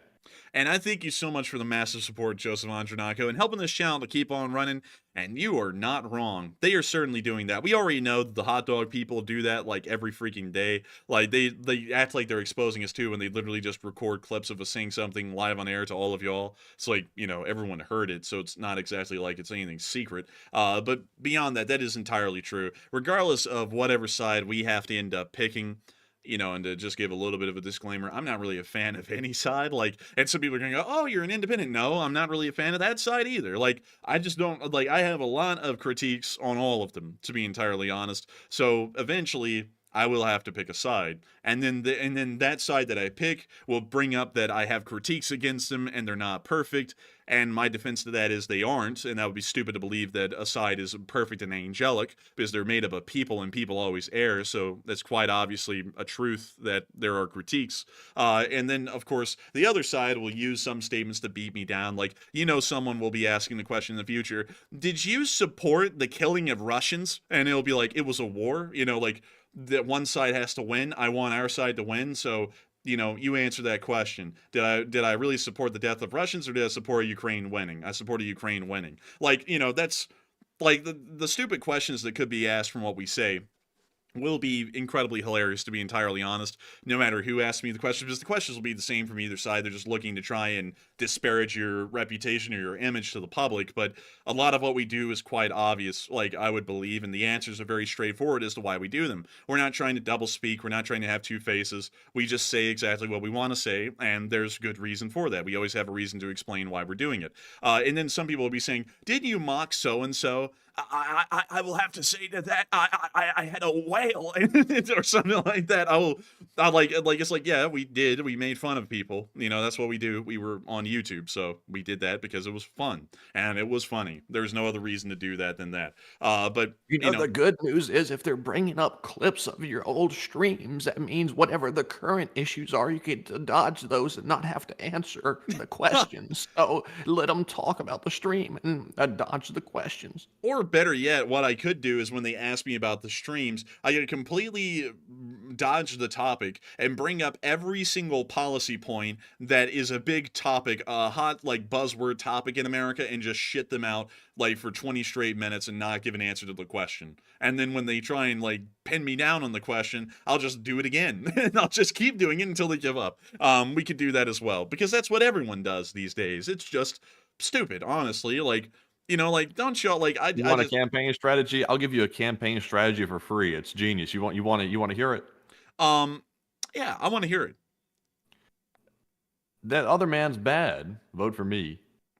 You know what? That actually is pretty strong right there, Matthew. I think I could get Albert. about 40% at least of the vote doing that. Like, no matter who else is running, just say, guys, he's literally Stalin or he's literally Hitler. Vote for me. Like, that will win like 40% of the vote for some Yeah, reason. because who needs to talk about how's your living, quality of living and stuff like that? Are you happy in life? Are you able to get a job? Are you able to get the health care? Nobody cares about that anymore. We just care about we hate him. Vote for me. But no, I like this one, Matthew, to make it even more clear, because this is really what it all boils down to. Guys, the opposition, like whoever it is, like it's both sides, they both do this, and it's so funny to hear it, and then they act like it's like entirely true. And this is what just gets a huge laugh out of me, is that they'll be like, guys, the other side is an authoritarian, dictatorial, loving regime that if they're elected, they're going to kill every single one of y'all that didn't vote for them. So vote for me, or you're going to not live to regret it. And it's like these are such stupid points, because everyone acts like if you vote for the other side, it's just the end of the world. Like, that's literally what everyone's selling at this point. And it's like, so, how are you going to deal with the problems in the country? Well, how about I tell you about how crappy that other side is and how they're going to kill you, and maybe you will vote for me. But what about the solutions? To hell with the solutions. There are no solutions. You're going to die if you don't vote for me, so just vote for me, please. Come on. Listen, folks. I may suck. I may not have a plan. I may not know my head from the hole in the ground, but damn, that other guy's so ugly and bad. You got to vote for me. It's just so dumb. Oh my god. And then, like, all right, I'll just be honest with y'all. Like, I listen to both of them whenever they talk about anything. I've never heard a policy point. Like, I maybe heard like 3, like combined amongst both of them. Like, and the rest of it's just bashing. It's like, I want to know the policies. Like, I'm not even, like, it doesn't even matter, because I'm not going to tell you what I think about them, but I want to hear them, and you don't hear them. It's the craziest thing ever. It drives me crazy. I'm like, just please talk about the freaking policy points just for a minute. Like, I would just want to hear them. Like, and then, like, you'll hear some crazy thing, like, you know, like, I can't even bring up the crazy things I've heard, because there's crazy things on both sides, and it's just like, what the hell? It's like, Also, people, I'm talking about everybody. I'm not talking about one side, by the way. I see people thinking I'm talking about one person. No, that's the whole state of the politics right now. That's the whole state of it. There is no like substantive discussions anymore. It's just like a bunch of like mudslinging. That's what's come down to at this point. Hopefully, Enforcer, you're not doing that, but unfortunately, No. I think to win, you'll have to probably end up doing that. Will I though? Because Calvin Coolidge got elected, and he literally didn't bash a single person the whole time. Like, he just went, like, Calvin Coolidge, like, I don't know if you know about the election history of Coolidge, Matthew, but everyone was like beating the hell out of Coolidge.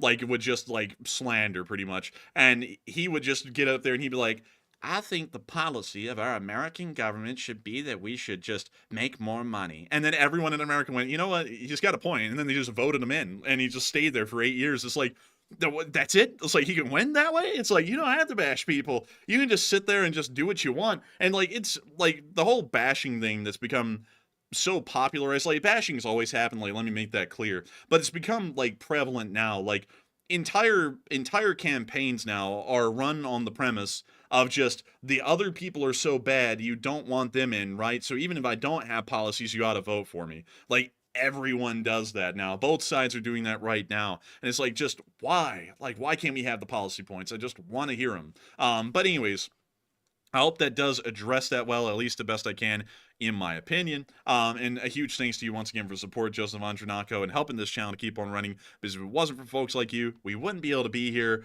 on air right now, getting to run this stream. And so a huge thanks to you once again. And we are on to the next one.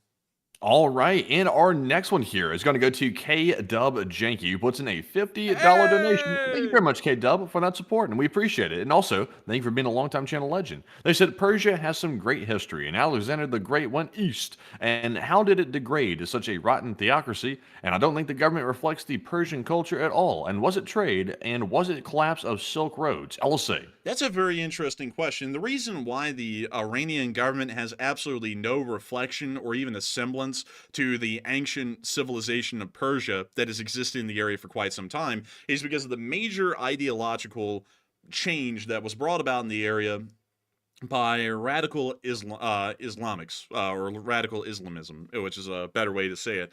That's why it doesn't really reflect what has been there because it's not really reflective of the actual culture or history of the region. That's why it's radical. It's kind of this region's version of communism. Because communism, like for example in North Korea, at least in its very early existence in the 50s and the 60s under Kim Il-sung, completely wiped out pretty much all Korean cultural references at all and completely created this new form of a radical communist image completely surrounding the ideals of Juche socialism and things like that. There was no like actual Korean legacy to be had in any of the propaganda or any of the government actions made by that country during that time. That would change later, but the Islamic Republic never really got out of that because it's very difficult to explain Persian history because it's very nuanced when it gets into the 20th century. But to try and explain it the best I can, Persia was a monarchy all the way up until the 1940s, about 1942 and 1943. And at that point, it did appear that they were going to start leaning more towards the Axis power side, or that the Soviet Union was going to unilaterally annex them and create a communist puppet state out of Iran, which did have a voluminous amount of oil resources in it. So what the United States and Britain did, we did this cool thing called a coup, and we went in there with the military. We went in there with the military in the middle of World War II, and we overthrew the Persian monarchy, and we installed the Shah, which many of y'all will know because all of y'all know that the Shah got overthrown in 1979 when the Islamic Republic was formed. But over the next several decades after the founding of the Shah, the Iranian, the state of Persia, as it was called at the time, or the Kingdom of Persia, was American aligned and British aligned, but at the expense of some ideological disparity in between the actual leading power because of its ineptitude. We didn't really pick a great guy, and also what the Iranian people were going through. And this really allowed for Islamic radicalism to start spreading in the country because it was really the only answer to what was going on at the time, especially when Iran was hit with a massive economic recession in the 70s. That's really when the ineptitude and the lack of care that was shown by the government really started to shine through, and the government started to lose a lot of loyalty and a lot of stability during that time. And that's really over just that one decade in the 1970s, and also due to a whole bunch of other things that were happening in the Islamic world at that time, not to get into religion, but just explaining the dynamics involved in why Iran looks so different than Persia in the modern day.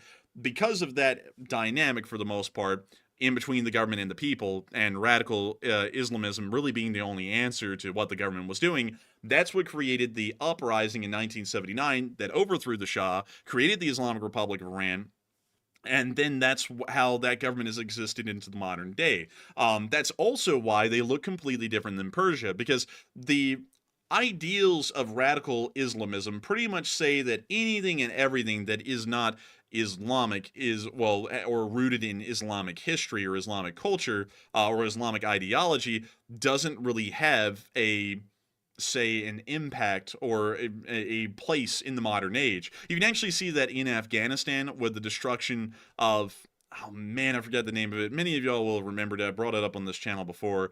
But it was two large Buddhas that had been built into the side of a cliff face, and the Taliban actually blew that up in the 90s and completely destroyed this cultural and historic heritage site of, I believe it was the Buddhist religion, because it was an affront to Islam. And that's largely why you don't really see a lot of Persian reference or even the existence of Persian culture in Iran nowadays, because the radical Islamic ideology pretty much demands that has to be swept completely out of existence, and they have to act like it doesn't really exist. Also, thank you, Wubba. It was the mian statues in Afghanistan that were blown up, and if you want to look at those, go Google them, because I don't think we have enough time for that right now. But still, that is largely why Iran looks like it is today, and that's why they act like they do today as well. Completely separate from any kind of a Persian nation or a culture that has existed for millennia well before. And so with that, I hope that does address that the best I can, and I thank you so much once again for support, KWChanky, and helping this channel to keep on running, and I hope that does answer that question incredibly well on top of that. And so with that, we are on to the last question of the segment, and then we're getting back into the news. And the last question of the segment goes to Purple Gerbil, who puts in a $20 donation. And thank you very much, Purple Gerbil, as always, for supporting the channel. And it's good to see you once again. Well, it starts sounding like that other fellow. Oh, the worms. But anyways, Purple Gerbil said, do you think an Iranian proxy behind the attack in Turkey and LSA forever? That's an interesting question. We don't know who. We don't think it was an Iranian proxy because the Turks have actually been trying to improve relations with the Iranians recently, so that would actually be a major diplomatic incident and completely reversing any progress that Turkey or Iran have made with each other, which seems to be a mutual progress at this point. So we're not thinking that that's the case. I actually would have to say it probably is the Kurds. Like, if I had to take a guess at anyone, it probably is the Kurds, because the Kurds have been treated quite poorly within southeastern Anatolia, which is just this area right here, by the Turks. And the Turkish aerospace industries, along with Baykar, have produced a large amount of drones that have been used by the Turkish government to conduct precision strikes against the Kurdish people in this area. And for that reason, we've seen that there's been a pretty decent conflict happening down there for quite some time. That's why I would say that this is most likely a Kurdish attack, because the attack was really directed at a industry that has a lot to do with what we could call the suffering of the Kurdish people in southeastern Anatolia. So if I had to put the blame on anyone for that, although it's not really blame, it's just more so explaining why it happened, it probably is because of the Kurds. And so with that, I hope that does address it the best I can, and I thank you so much for the support and helping this channel to keep on running, because if it wasn't for folks like you, we wouldn't be able to make this thing possible. And also, moving us into that news, we can see that there's a lot of examples today that are showing us that the Turks probably did know it was the Kurds, and they found out it was the Kurds, because we did see that the Turkish aerospace industries building was attacked today. It apparently was hit with some sort of a bomb, and then some gunmen entered the building, shooting at many people and taking many others hostage.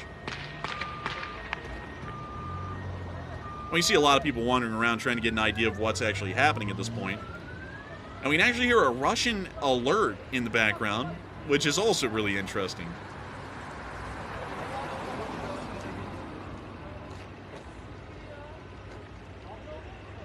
We then saw later in the day that the gunmen did take hostages inside the building, which we can see in the security camera right here. Later on, we did get information from the Turkish government stating that the gunmen had been killed. There was 2 of them. And then we saw afterwards that apparently Turkish forces immediately started to hit Kurdish forces that were within the area of northern Syria. Most likely in direct correlation to the gunmen that attacked the Turkish aerospace industries building a little while earlier. I wish, because right now I'm looking at the time, it is an hour and 30 minutes into the stream. I wish I could give you all the insanely huge rabbit hole about why the Turks and the Kurds do not get along with each other, and also why America backs the Kurds, but the Turks hate the Kurds. But that is such a long explanation, it would take literally like 30 minutes. So we cannot get into that right now, but that is largely what we're thinking happened at the moment. Meanwhile, inside of Turkey, we did hear that finally Turkey has relented and given in to Western and American pressures to start imposing somewhat unfriendly actions against the Russians, as Turkey has imposed sanctions that ban the export of Turkish computer components along with Western computer components into the Russian Federation to be used in war production. The restricted items include advanced electronics, processors, memory cards, control systems, and other equipment vital to manufacturing military hardware. From what we know, this is the first time that Turkey has ever made sanctions like this against Russia, and this now lets us know where the Russians were getting everything from. They were just setting up shell companies in Turkey and then just shipping it into Russia. And so now that little gap has finally been closed, and the Russians will be having a little bit more of a difficult time getting things in and out of the Russian Federation that helps them to continue to produce weapons of war. But moving on from that little bit of news and on into our next little bit, we also got to hear that the Baykar company has signed a cooperation agreement with Ukraine. We don't really know the exact details yet, but it will most likely include a streamlined production of drones for the Ukrainian war effort. Meanwhile, we did get to see that Israeli airstrikes are still continuing with a pretty good pace inside of Dania in Beirut. And also, I already did cover that, so we're going to skip from that because I just remembered that we did cover that a moment ago. And we did get to see that Hezbollah is still firing rockets in northern Israel, and we were also able to see interceptor action way off in the distance from inside of the West Bank.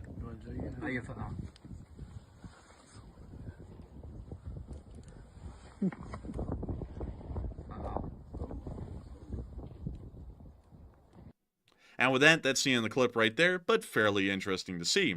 And moving on from that, and on out of that area and further north and up into Ukraine, we're now moving into the Ukraine war news. Also, really quickly, I have seen a few bots coming in because I've spoken about Iranian, quite a lot of them actually. But I've seen quite a lot of bots coming in and stating that I do not know history. Apparently not knowing that I have a bachelor's in history, so if anyone would know history, it was me, because I had to pay an exorbitant amount of money to be spoon-fed history over 4 years. And on top of that, I was already kind of really obsessed with history before that, so that was just kind of like a refresher course for 4 straight years.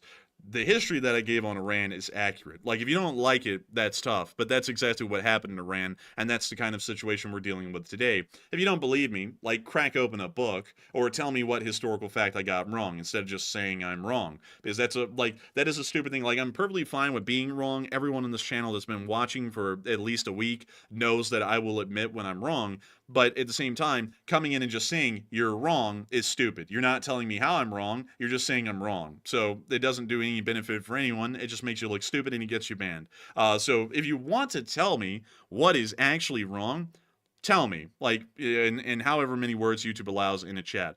But if you're just going to say you're wrong, I'm going to let you know it's like an instant ban. Like, you know, like, it's great to know that, but that doesn't help anyone, and you're just trying to say stupid things to maybe get some traction or just discredit the statement, and it was a true statement. But moving on from that and into the Kursk Oblast, into the area around Suja, we did get to see that today the Ukrainians showed in the corner group, and to mute that audio for a second, that there was a load of Sri Lankan mercenaries that ended up getting killed in an offensive in the Kursk Oblast today, possibly suggesting that a large amount of the manpower in the Kursk Oblast has been outsourced from foreign countries, and North Korea will be the next one included. But here's the clip. Целесообразности Курской операции, но что она точно показала о том, что ресурс людской в России заканчивается. По полям и лесам Курской области валяются нигерийцы, ганийцы, а сейчас еще шри-ланкийцы. То есть вот фото убитых. Видимо, таким себе представляет русский певец-шаман. Вот гимн его «Я русский». More Sri Lankan doing something's good. They said, "Yo, you snap." А русским собакам есть возможность отомстить, что зовут северные корейцы, за всех съеденных собак. But just loads of them. I mean, like, there was an entire platoon of Sri Lankan mercenaries. We don't know where they came from or when they got into Russia. They just popped up today and died, and no one really knows what's going on with that, but it was an interesting mystery. Nevertheless, we did get to see some Ukrainian soldiers surviving an FPV drone attack in the region as well. And we hear the drone out there. Oh. Leon. And they're out. Давай. And there they go. And they were all fine. None of them got wounded or killed. They were pretty lucky. And that's the end of that clip, but still a very interesting one to see. Moving on from that, out of that area, and really out of the Kursk Oblast as a whole, we're now moving on into our location unknowns, where we got to see that the Ukrainians are already cooking against the North Koreans. Allow us to show y'all the brand new propaganda clip that has been made by the Ukrainians to encourage the North Koreans to surrender. Sadly, we don't have an English translation for the clip, but we can talk about what the video is showing. So here it is. 에서 새로 도착한 전쟁 포로를 수용하기 위해 가까운 장래의 전선의 여러 부문에서 포로가 된 You know what? Actually, I'm going to turn the volume down, and I'm going to give you all an exact translation of this in English. So here we go. Welcome to the Squid Games. We are going to be giving $456 million to the winner of the Squid Games. You can see that we painted the trees white because if you jump any less higher than that, you will be shot. We can also see right here that there are some birds. These birds will be eaten on Tuesday. You can see a curtain flowing in the wind. You cannot eat this, but the cats are in fact edible, and they are ready to go at any given moment. A quick, healthy snack for any upstanding North Korean citizen.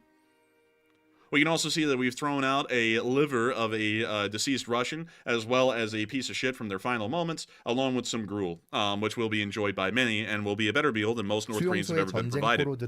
하루 3끼의 식사를 받으며 식단에는 고기, 신선한 야채, 빵이 포함됩니다. We can see many laboring over the great success of the state of Ukraine. Call this number. And we also did that in Korean as well, just because it was cool. Call this number, even though you probably won't have a cell phone. Go ahead and telegram us, WhatsApp us, or scan this QR code that they probably don't even know what that is. Man, dude, honestly, dude, it's like, isn't this a little too high tech for North Koreans? Like, scan the QR code. Yeah, they just got iPhones, like, just hanging out. Like, yeah, that's something North Korea is known for. They're really tech savvy. They should have been like, listen, if you want to contact us, grab the nearest small stone and throw it our direction, and maybe it'll hit once on the head, and we'll realize you want to contact us or something. I don't know. Man, you know, like, the best instructions you could give to a North Korean, this is something they actually could do. Throw your hands up and yell, "I surrender," in whatever language you can speak. If you can't speak Ukrainian or Russian, just say it in Korean. We'll get the point. Like that's what I would say to him, because they're obviously not scanning a damn QR code, and they're not getting on Telegram or WhatsApp either. So it's like this entire thing at the end just completely fell flat. I'm not going to lie. Like, who is the egghead, Matthew, in the Ukrainian intelligence department that said, well, yes, we should tell them to scan the QR code and, contact the Telegram or WhatsApp, considering that North Korea is famously known for not having phones or any connection to the outside world. Yes, this would be brilliant. Put it out. It's like, who in the world approved this? Also, it's like, I feel like I'm watching one of those, like, World Wildlife Federation, like, commercials or something. They're like, save the pigeons. And they have, like, the thing on the screen with, like, the telephone number and stuff. I'm like, get this bird pigeon blanket with your donation of $19.99 per month. It's like, it's the same music and everything in the background. Honestly, man, listen. 북한에서 새로 도착한 전쟁 포로를 수용하기 위해 I wish we had one of those dog commercials. These pigeons. These pigeons are daring pigeons, endangered pigeons.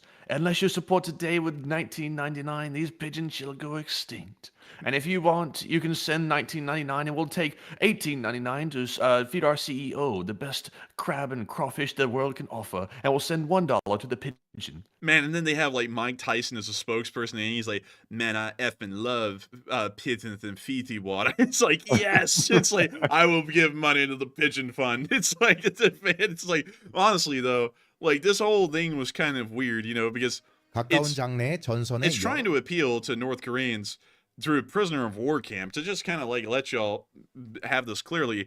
This is advertising the prisoner of war camp to the North Koreans. And it's like, you know, like, I'm sure that, like, you know, this looks better than where they came from. But at the same time, you know, it's like, I don't know, like, the advertisement strategy, I don't know if it's going to work. For just pennies a day, you can support these two beautiful cats sitting on this bed. As you can tell, the sheets will need washing now because the cats have been on this bed. But for only pennies a day, you can save these poor, pitiful cats. Nah, better yet, man. You know the way the Ukrainians are selling this? They're like, we'll give you 2 cats a day, and we don't care if you eat them. And like the North Koreans are like, shut up and let me give you money. Like, dude, they're not going to be giving up because, like, dude, who in the world in North Korea has ever seen a living animal at all? Like, they literally ate all of them. Like, no joke. Like, most wild animals in North Korea were decimated during the March of Suffering or the Great Famine because they had nothing to eat. They would eat anything that moved. Like, no joke. So there's like no animals left in North Korea for the most part. And so, like, that's no joke. That's like not trying to like spin their propaganda against America like on a 180. That's actually true from what we know from all the Red Cross people who went into North Korea. They were like, yeah, by the time of the famine, there was like no birds, like, or animals at all for that matter. And it was like, yeah, they're eating them all. Like, they're starving to death. So I think, you know what they should do? Like, this is a good idea.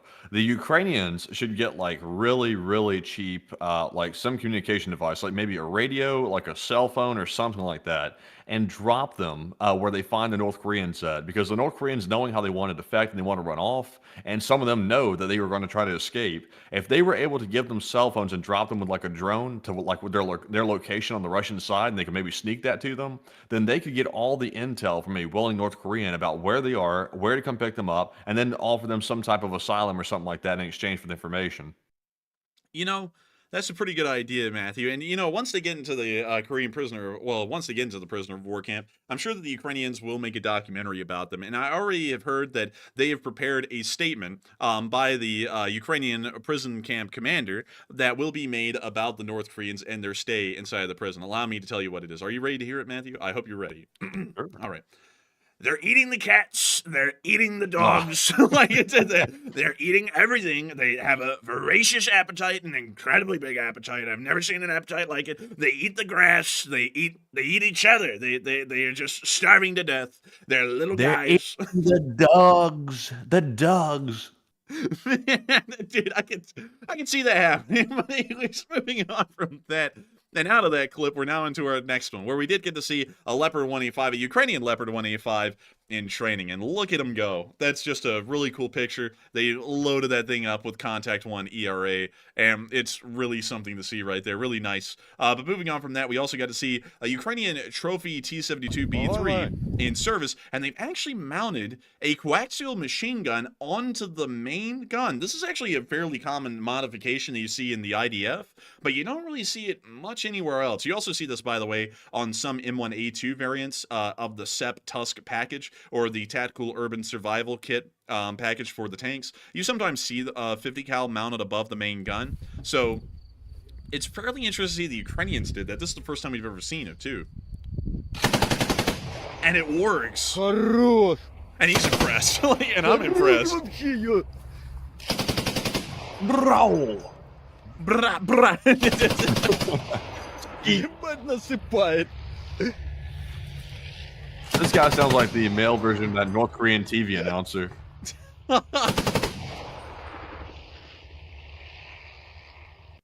And someone said, how do they reload it? They don't. They don't reload it. Like, once it runs out of ammo, they have to bring it back and then get out of the tank when it's safe and then reload it then. So there really is no easy way to reload it, but it does give a little additional bit of firepower whenever they would need it. Of course, not to be used commonly, but to be used just in case you need more suppressive fire with machine guns. But nevertheless, we also did get to see the training of more Ukrainian soldiers using all kinds of various weaponry. We can see them with the AKs clearing the trenches. We can see this guy observing them, most likely the instructor, and we can see them once again with the AKs. Really cool to see, just good to know they're still training. And meanwhile, moving on from that, we also have the Russian casualty report for the past 24 hours. Holy moly. We have 10 bobcats have bitten the dust today. What a damn shame. What a damn shame. But I must say, it's quite appealing to see 10 bobcat skitzies down for the count. But anyways, we have tremendous losses on the left column. So Enforcer, tell us more. And I gotta say, they are tremendous losses, with 1,460 Russian soldiers wounded and killed over the past 24 hours, along with 30 APCs, 106 supply trucks and naming battle tanks, 51 artillery pieces, 85 drones,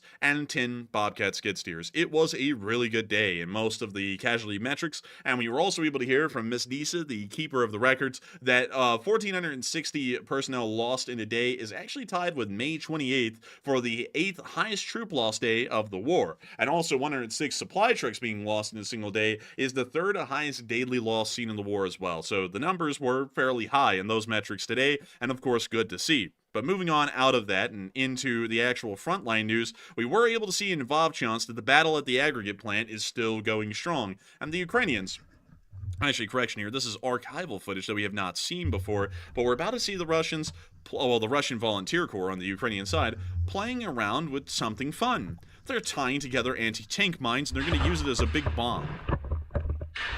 This is a kind of a longer clip of something we've just seen a little while ago. When you see him prepping the bomb,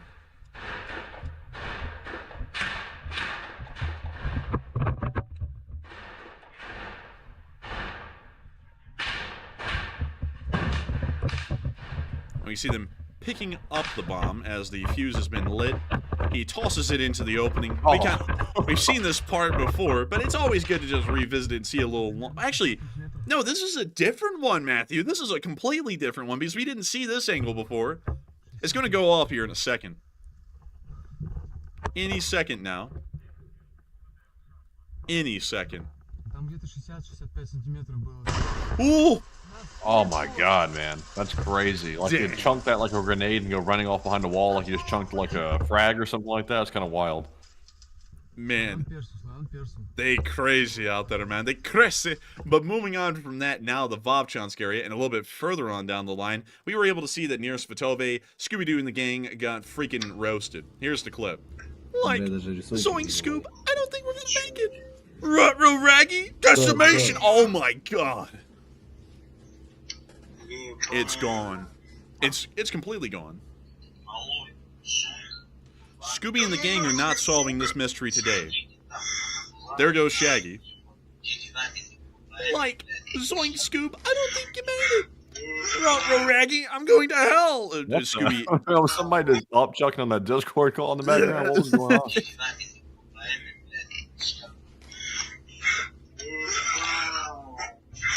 It's a mix of someone coughing from like tuberculosis and also someone saying something, but it sounds a little bit like it when you're not paying attention to it that much. It sounded just like it. It just sounded like that. Dang, man, that thing's lighting up like a candle down there. Oh, and now they got Willy Wonka flutes.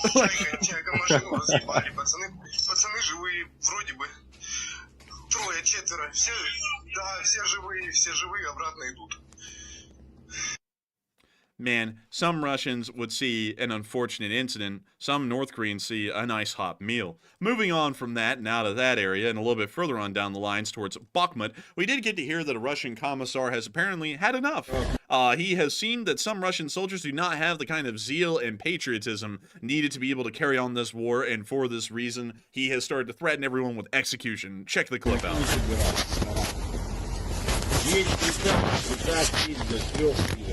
Письменный, устный типа связи. За неуполнение приказа видели фильм там «Штрафбат», расстрел. За что расстрел, говорят, ну это не суть, не суть. Выполните свой долг. Выполните свой долг. Дойдет очередь до меня, я тоже свой долг. Пока на вас вопрос задача. А то, что там эти лучшие, не лучшие.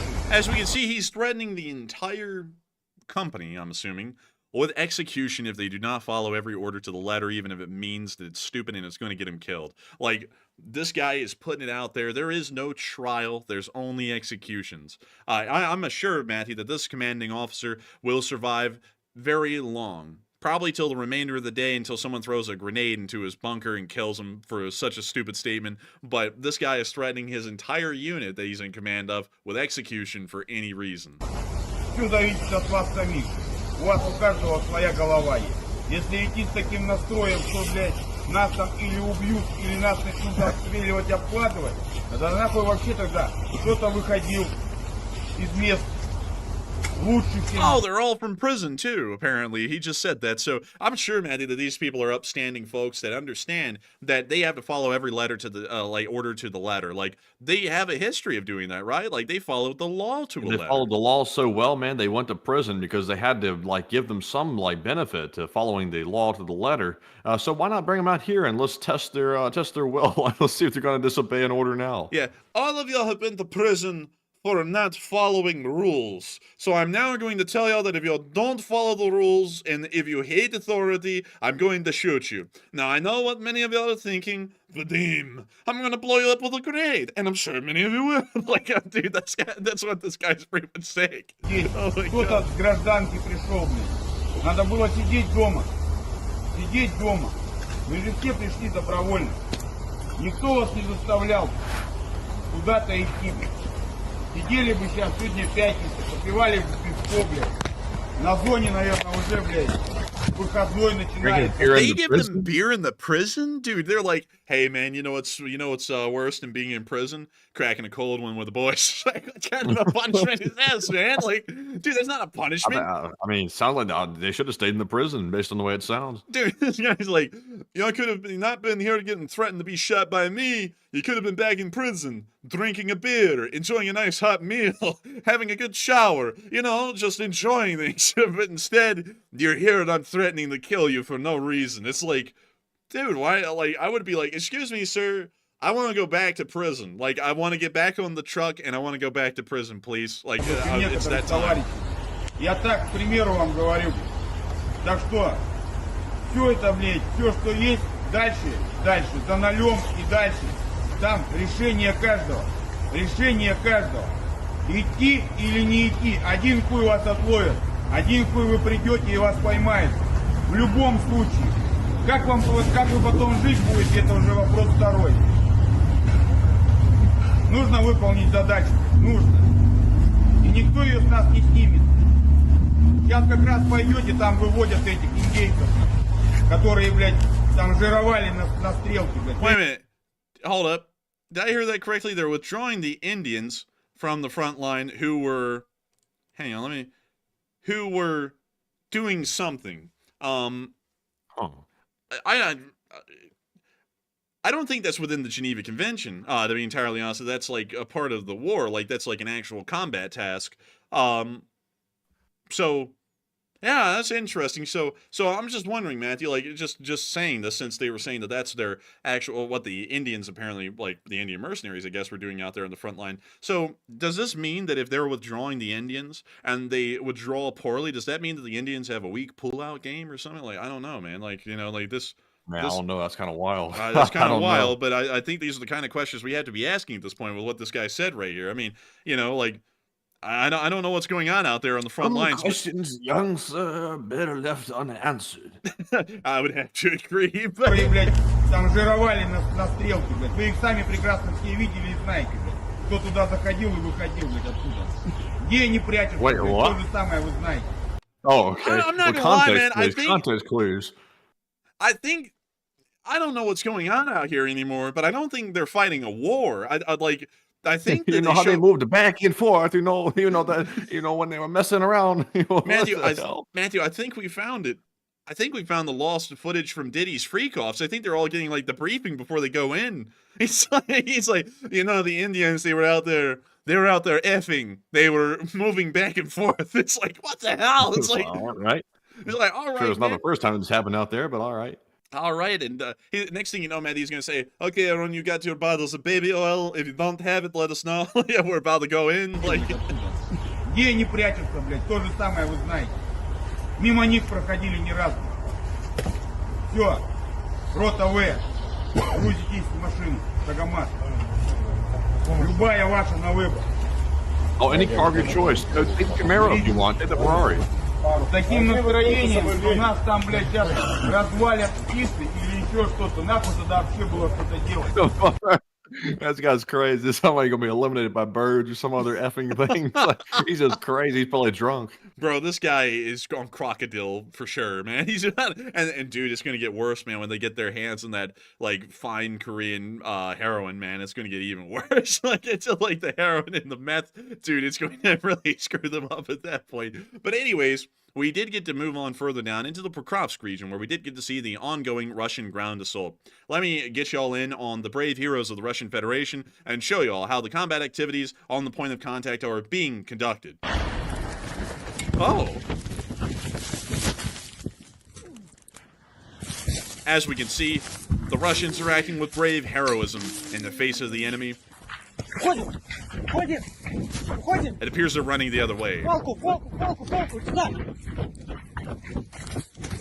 Apparently, a reoccurring theme in the Bakhmut-Pokrovsk area is sexual innuendos. Like, the Indians were up there effing, they were moving back and forth, and then this guy's saying, "Give me the stick." I don't know what it is these days, but the Russians are really getting freaky out there. They're about to start calling them the little freaky Russian army or something like that. But moving on from that clip, and that interesting video, we did get to see that the Ukrainians also blew up a ATGM crew in the Shadow Gang. The Shadow Wizard Money Gang, by the way.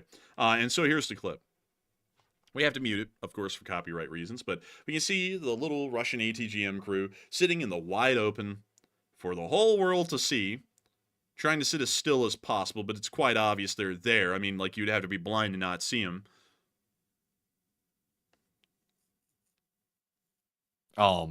Is the mountain moving or is the tower moving?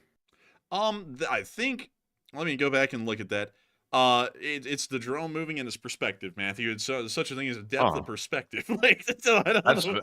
throwing me for a loop, man. I was like, either the mountain's moving. Oh, that guy, that guy though, right there. That guy is not moving like anymore, at least.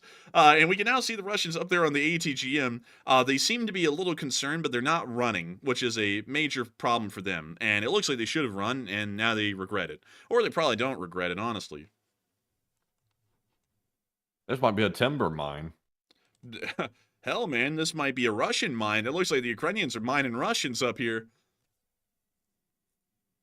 This guy is running like he's in a straitjacket, and we see the Ukrainian drone just getting ready, and boom, another one. It looks like they're on like a Star Wars planet or something out here. Man, they're on Andor or something like that. Welcome to Pandora. They're on Goth. Dude, I don't think that's a planet. I think that's like a fashion or something like that, being a goth, you know? What's that planet called in Hoth, Star Matthew. Wars? It's Oh, not Hoth? goth. Oh my god. I don't watch Star Wars a whole lot. I've only seen it like once or twice, so Hoth. Dude, I can't believe you said the planet goth. Man, they gotta add that into Star Wars. Oh, Goth. Man, I'm telling you what, man. That was a crazy one. I don't know. You said Doth? No, Goth. Yeah, Goth. that's what I said. I said goth, and then you're like, no, it's goth, and I was like, yeah, that's what I said, right? But moving on from that, we did get to see the Ukrainians in the Kara Dog unit holding back the Russians. Let's see. Someone here has a name with Star Wars in it. They said, bruh. Oh, no. Oh no, man! You've called them down from the heavens, man. the Star Wars fans, they're about to be coming down like white on rice on us, man. It's going to be over for us. We're going to be canceled. Now I do love the Goths in Star Wars. I really love their aesthetic. I'd have to say that their greatest leader was Goth Vader. He was probably the greatest leader of the Goths in the movie. And we do understand that the midichlorian count actually has a contribution to you being a stronger and more powerful Goth versus a weaker Goth.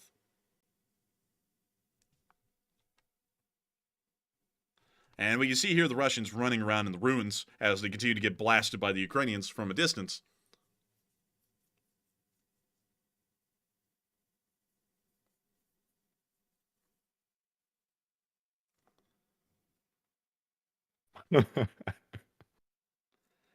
And they're just getting blasted. And let's see. Some people were saying. Someone said Disney owns Star Wars now. Be careful. I know. That's why I was trying to like protect our ass when I said Planet Goth. I was trying to like avoid the copyright claims. No, I'm just lying. I'm trying to cover my ass at this point. Also, Andrew Honeycutt said Planet Goth is hot topic at the mall. Oh my lord!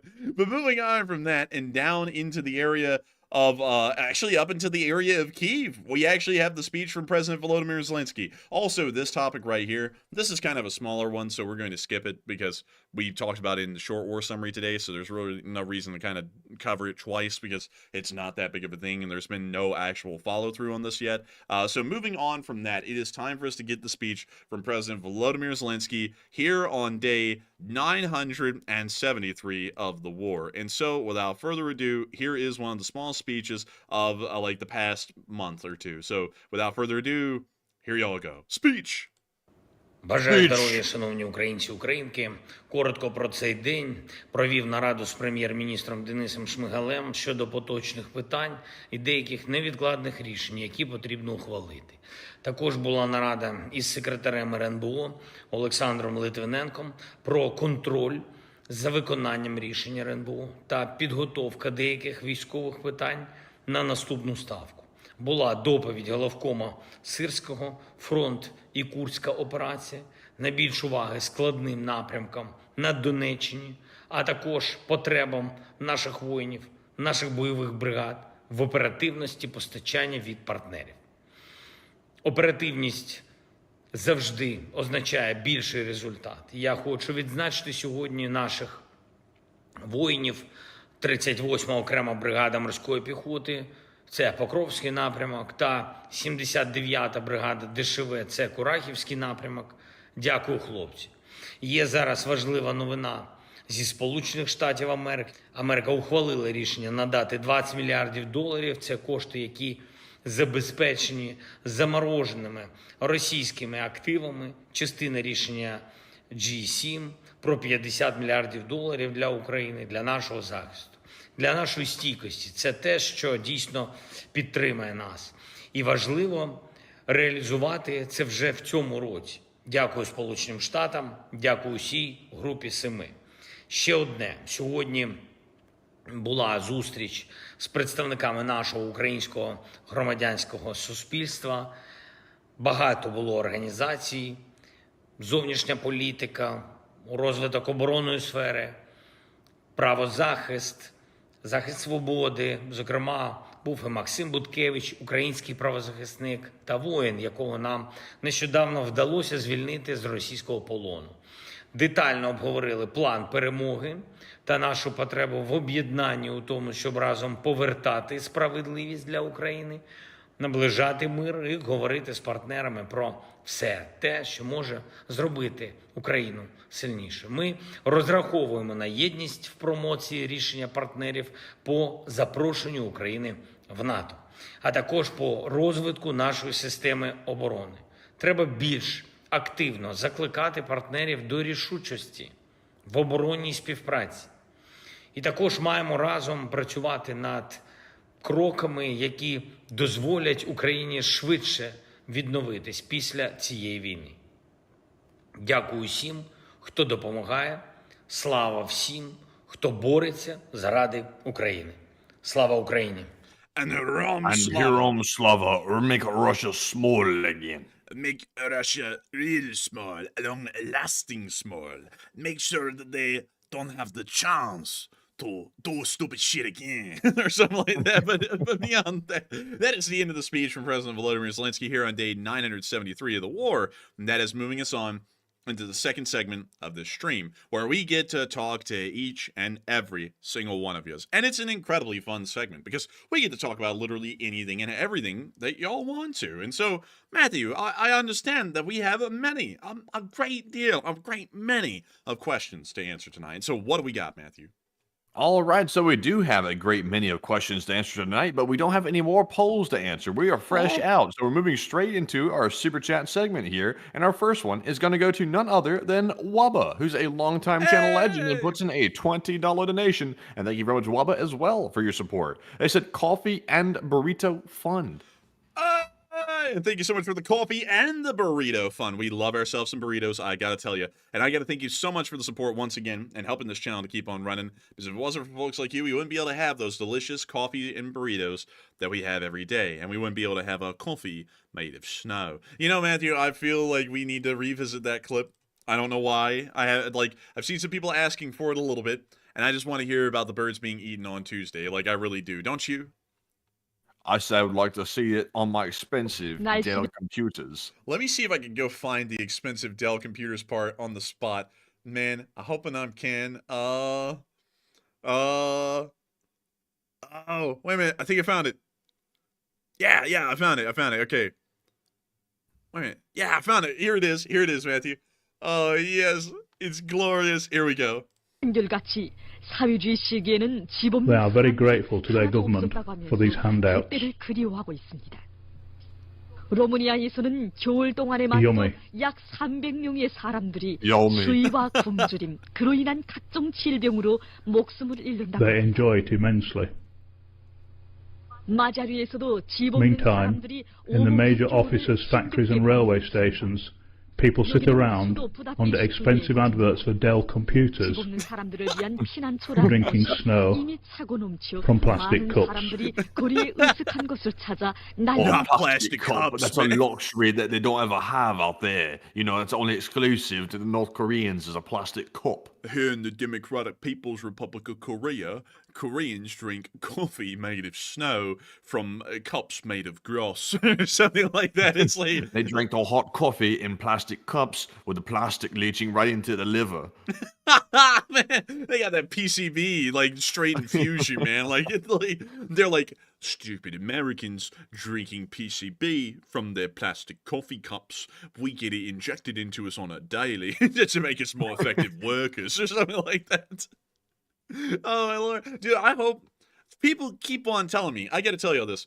People keep on saying, just a few here and there, that this is not the real translation, and that there's another one out there, the real one, and I have not been able to find it yet, so we're still having to work with this thing as the one. But if y'all ever do find it, please send it to us, because I actually want to know if this is the real one or not, because up until now, we have nothing to actually combat this, and so this is the real one to us at the moment. But, you know, let's see. Let's go to the very beginning where they talk about heroin and stuff like that. You know, considering what we know now about the problems with meth in Korea, let us watch this again and remember this. Today. Dramatic music.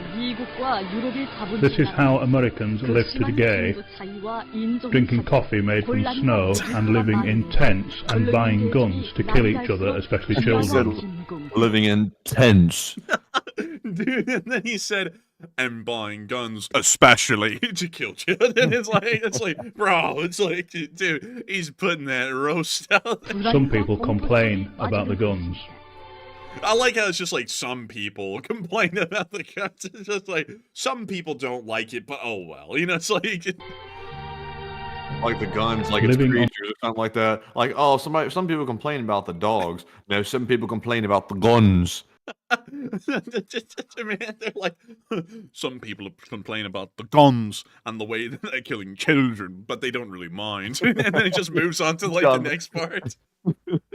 John Person said, leans to the mic, especially children. Sounds a little sus to me. Man, I like how like the emphasis was really put on that. Listen, man, it was like, I'm buying guns to kill people, especially children. It's like, and living in tents and buying guns to kill each other, especially children. Said it fast too, especially children. Some people complain about the guns.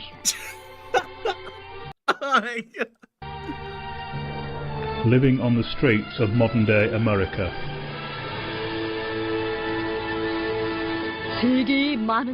These trees are full of snow. Compared to North Korean trees, which are so glorious and grand, they never let the snow settle on them. They just shake it off all winter, you know? You'll see that there are no birds. They've been eaten by the people who live in these tents and corridors. This man awaits heroin. You know, I think I just figured out where they got this footage from. I think they pulled up like a documentary on homelessness in a state or something like that, and then they got all this footage and just started compiling it. No. I'll actually tell you how they got it, because I remember the story behind this. They actually did send some people who were paid by the North Koreans to go. This was like right at the height of the recession back in 2008 and 2009. They paid them, I think, to go to Chicago or something, and all of this was filmed somewhere in that area. And it was filming like the homeless shelters of people who didn't have jobs any longer and stuff like that because of the recession. And so it was like a perfect moment to do it. And this was also right when all of the food aid and stuff started getting shut off by the United States because of the nuclear weapon being successfully tested by North Korea. So they were back onto their anti-American thing, and that's why this whole propaganda thing was made, and also how they got the footage. If I remember the story correctly, and I could be wrong on that.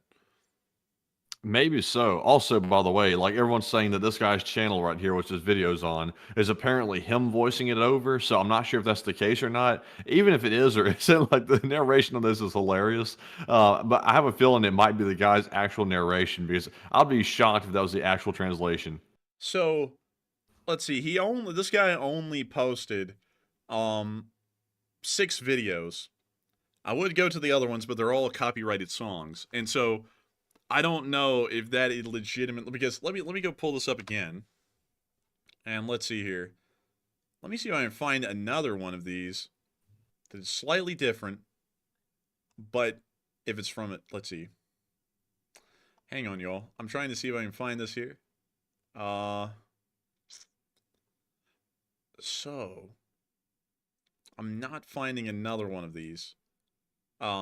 So I don't know. Maybe it's Certain Jeff said it's gospel. Trust me, bro. I'm going to trust you on that one. I'm going to trust him as I drink my coffee made of snow and I look into my roof with a giant hole. But anyways, I wish we could actually know. Wait a minute. Hold up. There's another one. Hold up here. Let's check this one out. So this is supposedly, I just want to put this out there, this is supposedly another propaganda video that's an anti-American one. So let's check it out. I don't know if it has an English translation, but let's just look at it. That's what happened. Man, this guy looks like he just did like a Tom and Jerry-esque thing to someone else, and they like their body crushed up like a little accordion, and he's just laughing at like, silly hijinks or something like that. It's like, what the hell? Today we have a special report for you about the horrifying country. Stephen Hawking? This is a different channel, by the way. This is a whole different one. Yeah, dude, Stephen Hawking is doing the voiceover for this one. Today we have a special introduction for you about a terrible country. It's like, oh, great. States of America. This is wonderful. In this video clip, you are viewing suburban America. The American people live in large piles of garbage, shown here. Few are able to afford these dingy homes. Okay, I'm not gonna lie, like, I don't know if all these translations are just being made up, but this sounds really similar to like the really overblown crap that's in the other one. If you just take the theory of the universe and times pi, you'd get the answer. Wait a minute. No, if you'll excuse me, now that I'm done with this project, I'm going to use the money to go to the island and get some midgets. It's gonna be like, oh, it's like, no, Stephen Hawking, don't do it! Don't do it! It's like, And here you are observing the sordid conditions in which U.S. civilians are forced to live in. Isn't that Haiti? Like, I think that's Haiti, dude. Like, they took a video of Haiti. Yeah. Well, this isn't Haiti, but the other part, that looks a lot like the capital of Haiti. But still. Could be. Barbecue could be lurking. Maybe.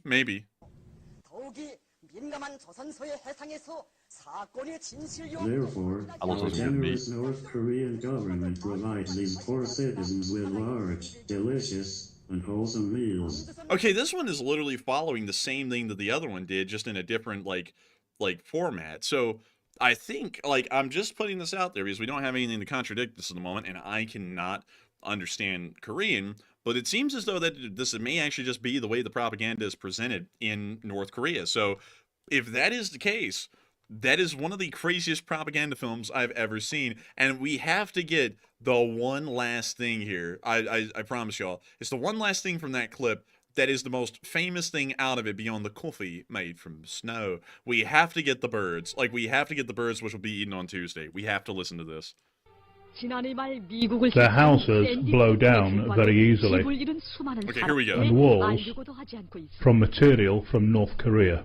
Again, there are no birds in the trees apart from these, which will be eaten on Tuesday. Man, that's scheduling your roadkill. I'm going to have this on Tuesday.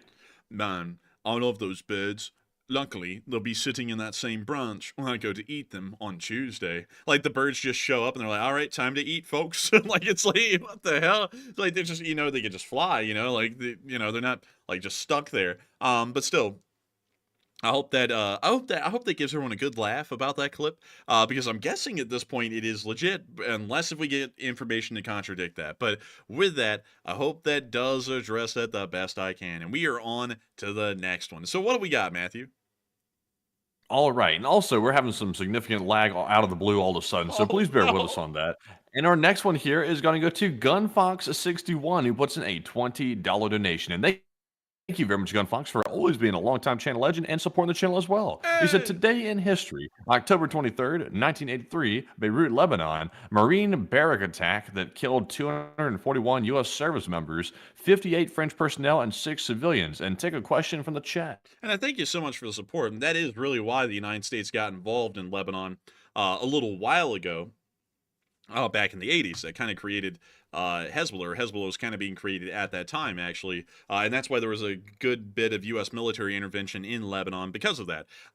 That's something that is kind of a little skipped over, at least by some. In case y'all didn't know, we actually did know at a time some people who were from Lebanon, and I actually asked them about these stories, and they just made it sound like everyone was bombing Lebanon for like no reason, like no joke. They were just like, out of the blue, the Israelis just started bombing everything, and then America did, and I was like, well, yeah, but it's like there was like reasons, like, you know, like hundreds of Marines died in a bombing in Beirut. You know, that happened, and then they started bombing Hezbollah and also the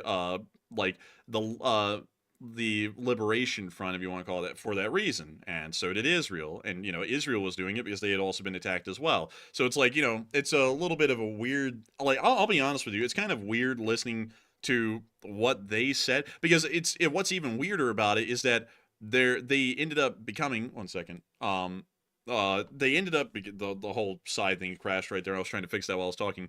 But they ended up becoming refugees and moving to Canada, and then they moved to America, and they had to leave because the groups that America and Israel were bombing were also trying to kill them, and then they leave, and then they want to make it sound like they just don't know why Israel and America did what they did. It's like, because the people that were trying to kill you were also trying to kill us, and we were trying to deal with them. It's like, I don't know where the disconnect was there, to be entirely honest. It was a little weird. But beyond that, I hope that does address that the best I can, at least on that metric. But that is a very interesting day in history, and that's really where the United States got pretty heavily involved in what was happening in Lebanon, and kind of unfortunately created the situation we're dealing with today, to be entirely honest. And so with that, thank you so much once again for support, GunFox61, and sharing that little day in a history, because it is an interesting one. And thank you once again for helping this channel to keep on running. And Matthew, did GunFox want a live chat?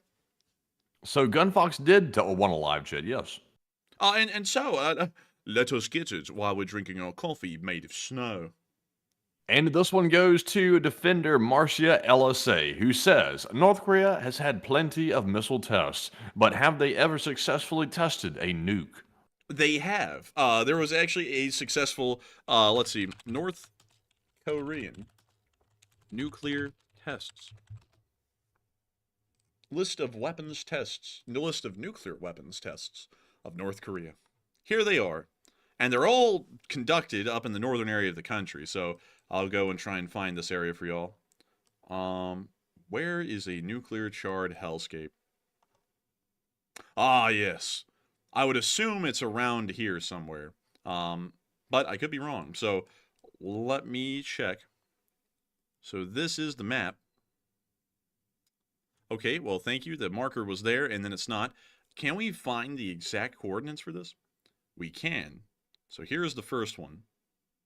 Can we copy that? We'll do Control-C. We'll go over here. We'll do Control-V. That is not it. So we'll get rid of that. And let me see here if I can just take that. Okay, so it's right there. Okay, so I might be able to keep that mental image of this. So it's somewhere around here, because the little border line was right here. And what we're going to look for, we're going to look for charred landscape. These may have been underground tests, but there should be a decent physical remains of this, even so, because usually those create culverts. But I'm not seeing them yet. That's not one. Where the hell were these? Like, okay, so let me zoom out a little bit more. So it's north of this highway, just north of that river. So let's flip it to this view, and maybe we can find it. So there's the highway. There is no small creek or a river here, but it's right about here. And I'm not really seeing a lot of physical proof that there was a nuclear test. Like, it's completely reforested and everything. It happened a while ago, though. But yeah, I'm not seeing. But anyways, moving on from that, though, and just moving back to this, there have been 6 nuclear tests that have been conducted by North Korea. One in 2006, one in 2009, one in 2013, twice in 2016, and one in 2017. And they haven't conducted any nuclear tests since that point. But it is showing us that they do have nuclear weapons. And according to the information that we have, apparently one of the maximum yields, and it looks like our information may be contradictory compared to what Matthew said earlier, the biggest yield nuclear weapons that they have tested, according to U.S. intelligence, is 140 kilotons, which is on the low end estimate. And the 38 North, which is a website as well as NORSAR, which is the Norwegian seismic array, have estimated that the largest yield nuclear weapon that they've tested is actually 250 kilotons. So these are actually somewhat sizable. They're about the size of an average U.S. nuclear warhead that is currently in our arsenal at the moment. So going off of that, these are somewhat considerable, and it does once again add to the kind of the assessment and the belief that the North Koreans are nuclear armed. There's no question about it. It's not like guesswork that we're trying to do. We have actually confirmed, and we actually have proof that they have conducted nuclear tests which show that they are nuclear capable. And this is another thing that's really big that people don't know.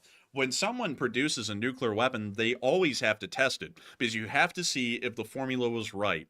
Like, we didn't drop the atomic bombs on Japan without first testing our nuclear weaponry, or our atomic weaponry at the time, in the Manhattan Project during the Trinity test. We had to make sure that thing worked before we actually used it. And that's how everyone does it. That's how we knew North Korea had a nuke, because they actually tested their first one in 2006. And from that point forward, we knew that they were nuclear capable and nuclear armed. That's also why, just to kind of extend this and pop this over into the Middle East, we know the Iranians don't have one yet, because if they ever get one, they will have to test it to make sure that their technology and their science is sound and it actually works in practice, and then we will know that they are a nuclear nation and that they are nuclear armed. And so I hope that does address that the best I can, and I thank you so much once again for support. And also, man, you know what's crazy is that they're testing nuclear weapons like not that far from populated areas, to be entirely honest with you, man. Like, someone living in Chongjin probably saw the mushroom cloud from that last nuclear test in 2017.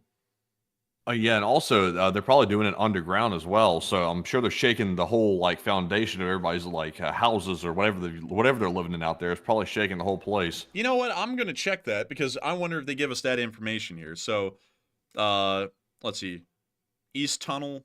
So this one was in a tunnel. This one was in a tunnel. Let's see, this one was also in a tunnel. Let's see here. Estimated. They don't tell us whether this one was in a tunnel or not. This one was the first one that could be mounted onto a rocket in 2016, according to the North Koreans. Let's see here. Initially. So we don't know if that one was in a tunnel or not. This one was the largest one they ever did. It was around 70 to 280 kilotons in yield, according to the information out there. So that's a really big range. It could be a somewhat smaller one or a pretty significant one. And this one was tested. This one was also, well, we don't really know if it was tested underground or not. All of them create seismic activity, whether they're, subterranean tests or actual airburst tests or ground explosion tests. I would assume they're not. It says underground right there on the thing. It says underground. Wait. On the chart right there, it says underground on every single one of them. Well, color me stupid, Matthew, because I did not see that a single time I went down that whole list. But nevertheless, all of them. Also, somebody said, all the testing underground has made the mountain stable. Well, it could be the nukes, or it could be when Kim went hiking. It could be either one. Or it could be a combination of both. He could have made the mountain unstable when he went hiking up and down the mountain, and then the nuke test just finished it off. And you have to make sure that when you're climbing the mountain, you're behind Kim Jong-un, because if he starts falling down, there's going to be a massive earthquake, and everything in his wake will be crushed. Like, every single thing. Like, y'all thought the Titan submersible got splattered. Wait until you see Kim Jong-un's fat ass roll over someone. You will see absolute gore at that point. It'll be horrendous. But, man, I'm telling you something, man. You know we're on a hit list in North Korea at this point, man. Like, if they ever can, they're going to get us. They're going to have you drink some snow, and it's not the type you want. They're going to make me drink cyanide made of snow. Like, it's going to be like, no, I don't want to. But anyways, with that, I hope that addresses that fairly well, at least with the whole nuclear test side of things. And I thank you so much once again, GunFox61, for sponsoring that live chat and helping us to keep this thing running. And so with that, thank you once again, and we are on to the next one. All right. And also, real quick, I see a question here being asked a couple of different times from Anthony Menzano. To answer this question real quick, he said, what are your guys' thoughts on that? Apparently, both British and intelligence and the CIA were in Ukraine way before the war started. That is honestly pretty much standard. Obviously, we don't go around advertising, oh, look, our intelligence forces are in Ukraine, because that might give the Russians a little bit of propaganda to say, oh, we definitely need to invade now because the CIA is hanging out over there. But we were already there beforehand. That's pretty much a open secret at this point. I'm not sure about the British, but I do know that the American CIA, we were already there in some form or another. But Enforcer, would you like to weigh in? We're also in Russia and China as well. So I like, it's like, that's like saying there's grass growing there. Like, yes, like the CIA is everywhere. That's the point. They're supposed to be gathering intelligence on everyone and everything at all times outside of the United States. So like, that's not really shocking to me, in my opinion, because, you know, that's what they do. I mean, they're everywhere. I mean, the CIA is in the UK. We're in literally every single Western aligned country. We're in every single non-Western aligned country. We're in every single hostile country. That's what the CIA does. Like like if the Russians are wanting to say that, like, oh, the CIA was in Ukraine, it's like, well, we're in Russia too. It's just that we're not telling you who they are and where they are in Russia, but they're there. And so I always find that weird that they're like, oh my God, the CIA was in Ukraine, because, you know, like, they're literally everywhere. That's like literally, that's like saying, oh my God, a car is in Ukraine. It's like, what, you didn't expect that to be there? Like they're everywhere. Like there's going to be cars everywhere. That's what they do. Pretty much, if there's an embassy somewhere in a foreign country, you can pretty much bet your bottom dollar the CIA is hanging out in the embassy and probably around the same area, because wherever we have embassies, that's usually where they're based out of. Yeah, and also another thing, like another big thing is that they're always going to be gathering information, like, you know, like whether people believe this or not, there was a lot of information put out back in the day due to a certain leak that happened because of a certain person who I believe actually is living in Russia now, or has ended up fleeing to some other country, that put out information that the United States had actually built in a kill switch into Japan's energy infrastructure, which was proven to be true and was a pretty dreadful scandal, if you want to call it that, at the time. But we're always doing that everywhere. That's what everyone's doing. Like, if y'all don't think that there are Chinese spies on American soil right now, you would be naive. There are Chinese and Russian spies that are here in America right now, and they're wandering around doing all kinds of intelligence gathering operations, not necessarily nefarious things like sabotage all the time. Some of them are, but most of them are information gathering. So that would be... It can be as simple as this. Like, for example, like, let's say this, hypothetically speaking. This is a hypothetical, not that this has happened in real life,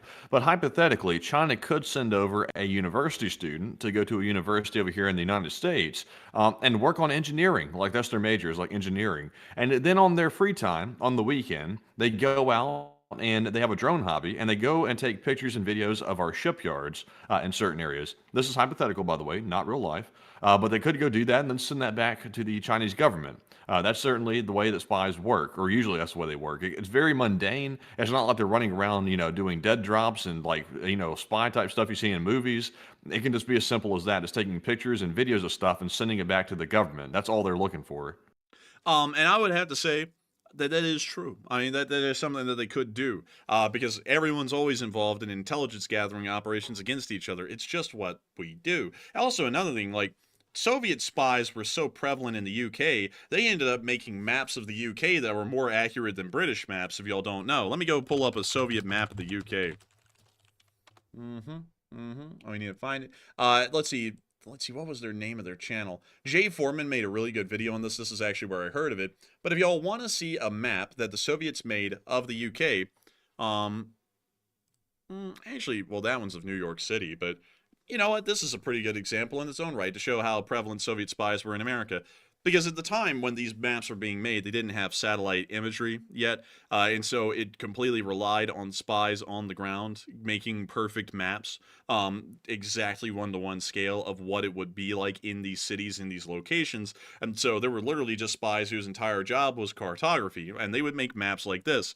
This is Lower Manhattan, like right near Long Island. This is Lower Manhattan, around that area. The World Trade Centers would have been somewhere around up here eventually, but they weren't there at the time. But this is a very interesting thing, because these also, to put this out there, because some people are gonna be like, obviously the Soviets would just copy the map. Like, they can't, because the thing is that cartographers naturally put in errors back in the day into these maps, so that way they pretty much watermark the maps as theirs. Like, no one would know about the error unless if you were the guy who made the map. So there would be a street that wouldn't exist or something like that. And the Soviets couldn't count on the maps that they were gathering to be reliable. They had to have perfect maps. They could not have watermarks or errors in them or anything like that. So they would send spies over and they would map the areas. And that's exactly what they would do. And these maps are like immaculate. Like, they're perfect. Like, here's another example. This is actually London, near to the area of Parliament. Like, well, actually, let me make sure I'm correct on that.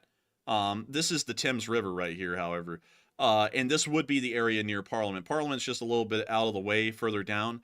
But you can see the St. James Park right here in front of Buckingham Palace. And you can see all the buildings perfectly modeled and mapped on this map to perfection. It's absolutely crazy that they would do something like this, but nevertheless, it shows the prevalence of Soviet spies in literally every single country around the world. And they were mapping, they were so prevalent, they were able to map these out with 1-to-1 accuracy and just start crapping these things out. I mean, they were crapping them out on every single scale. They were even like, this is a Polish map, but they would even make 1-to-1 scale maps of the entire UK and all of their road structures up to the day the map was made. So like, new roads were even represented at the time the map was made. There was no expense spared with this sort of thing, and the efforts as well. So I hope that does share that the best I can, or at least show a good example of how prevalent spies are, because to say that spies from a foreign country were in another country is not shocking at all. That's just normal. And so with that, I hope that does address that well, and I thank you so much once again for bringing up an interesting question. I hope that kind of clarifies that a little bit, and I thank you once again for supporting and helping this channel to keep on running. And with that, we are on to the next one. All right, and our next one here is going to go to Hokey Redneck, who puts in a $20 donation in. Huge shout out to Hokey Redneck, who's a channel legend, for supporting us in our work as well, while I study my way through it. But thank you very much, Hokey, once again. And he said, do you guys watch police chases, especially your neighbor state of ASP cams?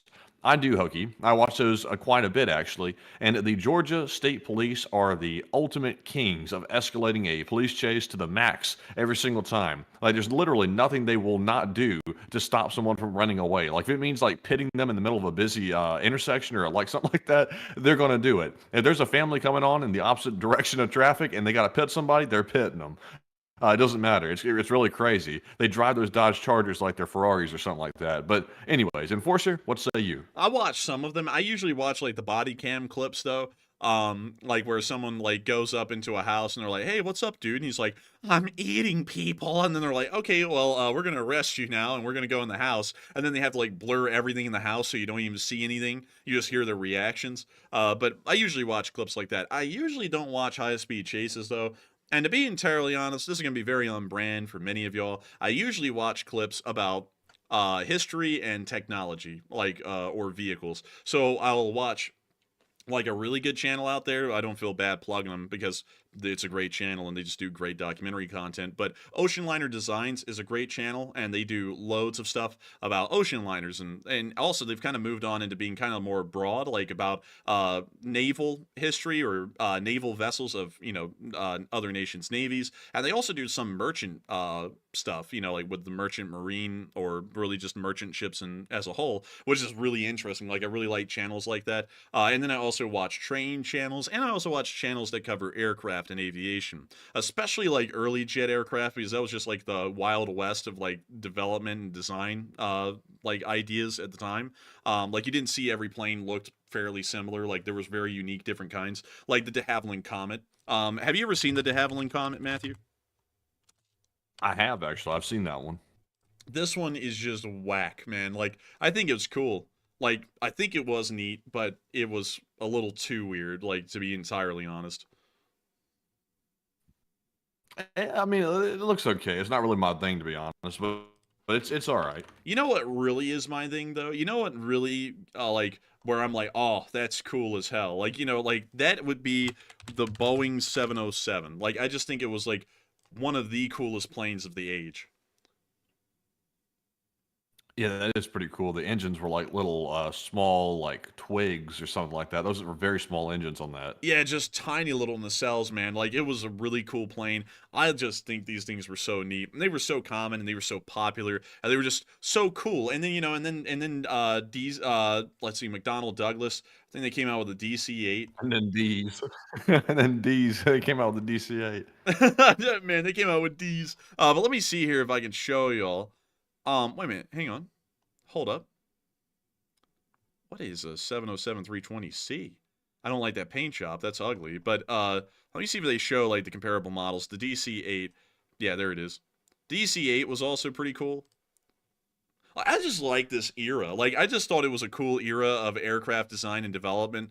Like, I just think they're classics, really. Like, I just think they're neat. And, like, the first 737s were really cool, too. Like, the 737 MAX, it kind of, like, dived. Like, it kind of took a dive in popularity, figuratively and literally. But the original Boeings were pretty cool. Well, the Boeing 737s were pretty cool. Like this one. Those were so cool looking to me because they were like these little stubby, wide body aircraft with tiny ass engines and little wings. And, of course, over time they just started upscaling this thing into oblivion. But still, I thought the original ones were really cool. Yeah, they are pretty cool. This reminds me of like the baby bus, like the A319 a little bit, but even this one seems to be shorter than that. Yeah, man, these things were super tiny. Or it just looks stubby because it's really wide. Like, these things were wide-bodied. Like, even for then, they were like, dang, man, like, how in the world do we make a like a local commuter plane, but we make it with the same width and body of a 707? They're like, oh, no, let's make a 737. And then they did this. And also, Caddy the Cat said, oh, you're an aviation aficionado. That's what you think until I get on a rant about trains, and then you'll go, oh, he's a foamer. And then, like, everyone just is always like, man, he's something. Like, I just obsess over everything. I could tell you all a lot about all different kinds of categories of things. Like, the reverse thrusters on these aircraft are incredibly cool, if I remember them correctly. And then there's also the Boeing 717, which, in my opinion, yeah, here we go. This is the one. Yeah, this is like the coolest one because the reverse thrusters on this thing are just so cool. I wonder if I can find y'all a picture of this working. You know what? I'm going to have to go find it over here. Boeing 717 reverse thrusters. Here we go. Come on. Okay, so maybe I can find a picture of this. So what the reverse thrusters do on the 717 is so unique because it actually uses the engine cowling, and it just literally like flips the whole back of the engine outwards, and it creates pretty much a vector for all the thrust to go forward, so that way it starts slowing the plane down. It's such a cool way to do it because usually you just have these front slats on the engines, like you can see on, let's see, this 737 right here.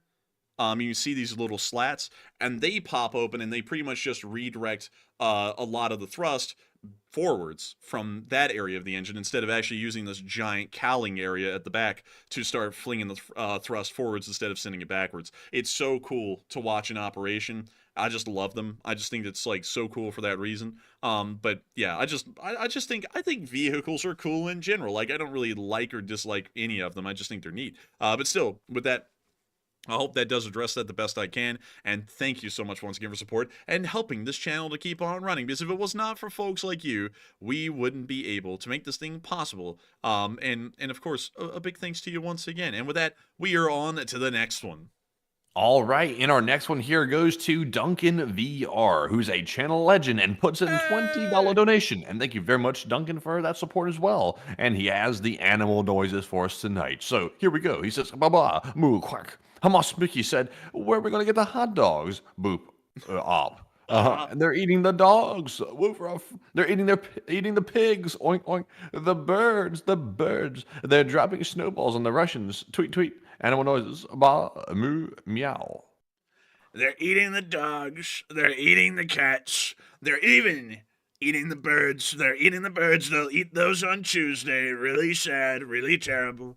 We absolutely love the crows. We love the crows. We don't know why they're eating them. But beyond that, I got to thank you so much for the support, Duncan VR, and helping this channel to keep on running, because if it was not for folks like you, we wouldn't be able to have the traditional animal noises. And how in the world Can we have an Enforcer stream without the traditional animal noises? It wouldn't be an Enforcer stream without that. It wouldn't be an LSA stream without that. And I got to thank you so much once again, Duncan VR, for throwing that in and helping this channel to keep on running, because if it was not for folks like you, we wouldn't be able to be here right now making this channel possible. And so a big thanks to you once again. I hope that does address that incredibly well. And we are on to the next one. And our next one goes to Kevin, who puts in a $20 donation. And thank you very much, Kevin, for the $20 donation. I think, sadly, he accidentally duplicated it because it came in twice. So if it was an accidental donation, thank you very much for the 20, and we appreciate it. And Kevin says, a former signals intelligence guy here, and still keep up with the amateur stuff. And there are several channels that record North Korean satellite TV and put it on YouTube. And the stuff you saw is pretty common, and even if it is bizarre. So Kevin is backing up that that is a legit translation of the video. So if that is the case, that is actually crazy that they would be selling that kind of stuff to the North Koreans, but I don't even think they would be buying such outlandish stuff like that. But I still thank you for the support and backing this up on that, because apparently it is the real translation. I'm assuming. I'm taking your word for it. I'm trusting you, bro. I'm trusting you. But nevertheless, thank you so much once again for support. I hope that does address that incredibly well, and thank you for sharing that with us and finally clearing up that story so that way we know what's real and what ain't. Because now we know that that's real trap shit. Walk with your boys. Damn, son, where'd you find this? But still, thank you once again. And with that, we're going to be moving on to the next one. But before we do, I actually saw someone say something about the try flying in a C-119. Oh, you mean the flying boxcar? The one and only? Like, these things were really cool. I liked them because they had that twin tail boom design like a P-38, but they had the carrying capacity of an actual cargo plane. I just think these things were unique for that reason. No one talks about them, though. Like, you don't hear about these much, and I just think they were so freaking cool. Let me see if I can show y'all a better picture of one. Here's one at the Air Force Museum in Brussels, so that's kind of close, but still, with that, I hope that does address that well. I have seen that one before. I think it's really cool. And with that, we are on to the next one.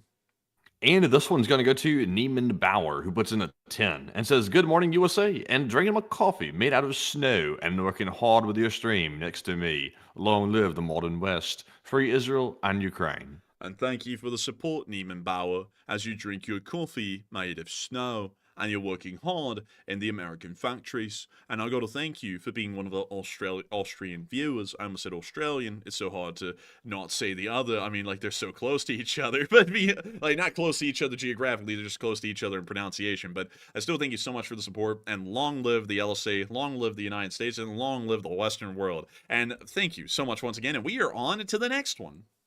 And the next one goes to None of Your Beeswax, who puts in a $10 donation. And thank you very much, None of Your Beeswax, for the support. They said, should the U.S. enact a limited national emergency like Roosevelt did prior to World War II, so the American population can prepare for the world war that seems to be coming like a freight train? I think it would be prudent, or at least not really, starting to panic the public with something like that. Maybe just doing it quietly in the background, which is something that they also kind of did on a lot of levels leading up to World War II, because it was quite clear we were obviously going to have to get involved in it whether we wanted to or not. So I would agree with that. I think that that would be a pretty prudent decision, but maybe change it up a little bit so that way it's not that publicized or not spoken about too much. It's just kind of something done on a hush-hush level inside of the cabinet of the office of the president. And so with that, thank you so much once again for the support. I hope that does address that incredibly well. And we are on to the next one. And this one goes to Dark Warrior 137, who puts in a 10 and says, we live in a weird time. And I never thought I'd be thinking of World War III like, damn, what's taking it so long? And also, they need to buff the aggro of NATO in the next patch.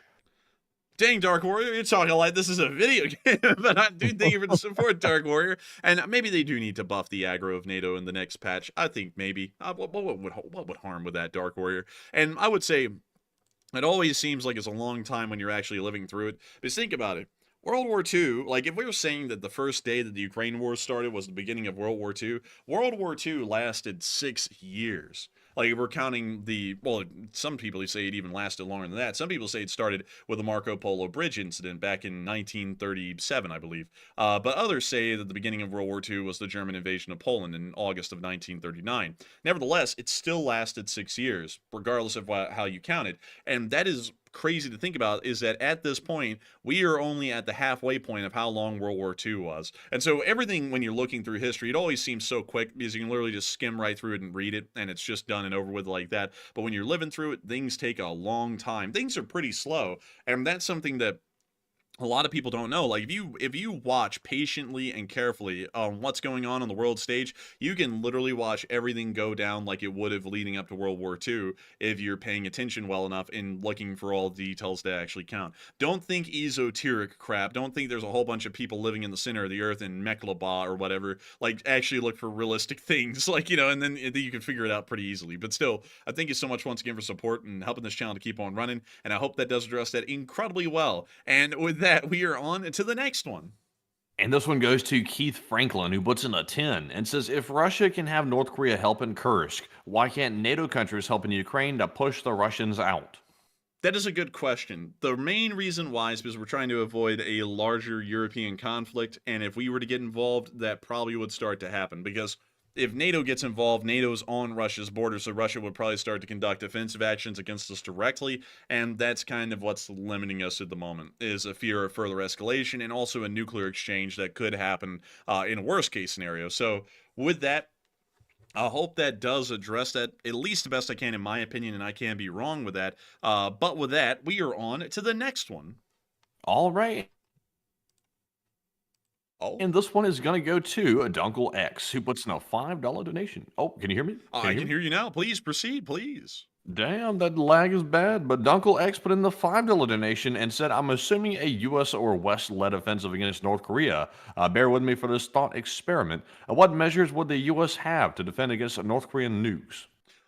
We would have the THAAD, and that's about it. Like, we would have the THAAD and the Patriot, but the thing is that if it's an intercontinental ballistic missile, there really isn't a lot to protect against it, because they are going so fast upon reentry, because they're, you know, they're in an exo-atmospheric apogee, which means that they're going to be picking up an insane amount of speed. They're going to be going about Mach 8 to Mach 12 when they're actually about to reach their target.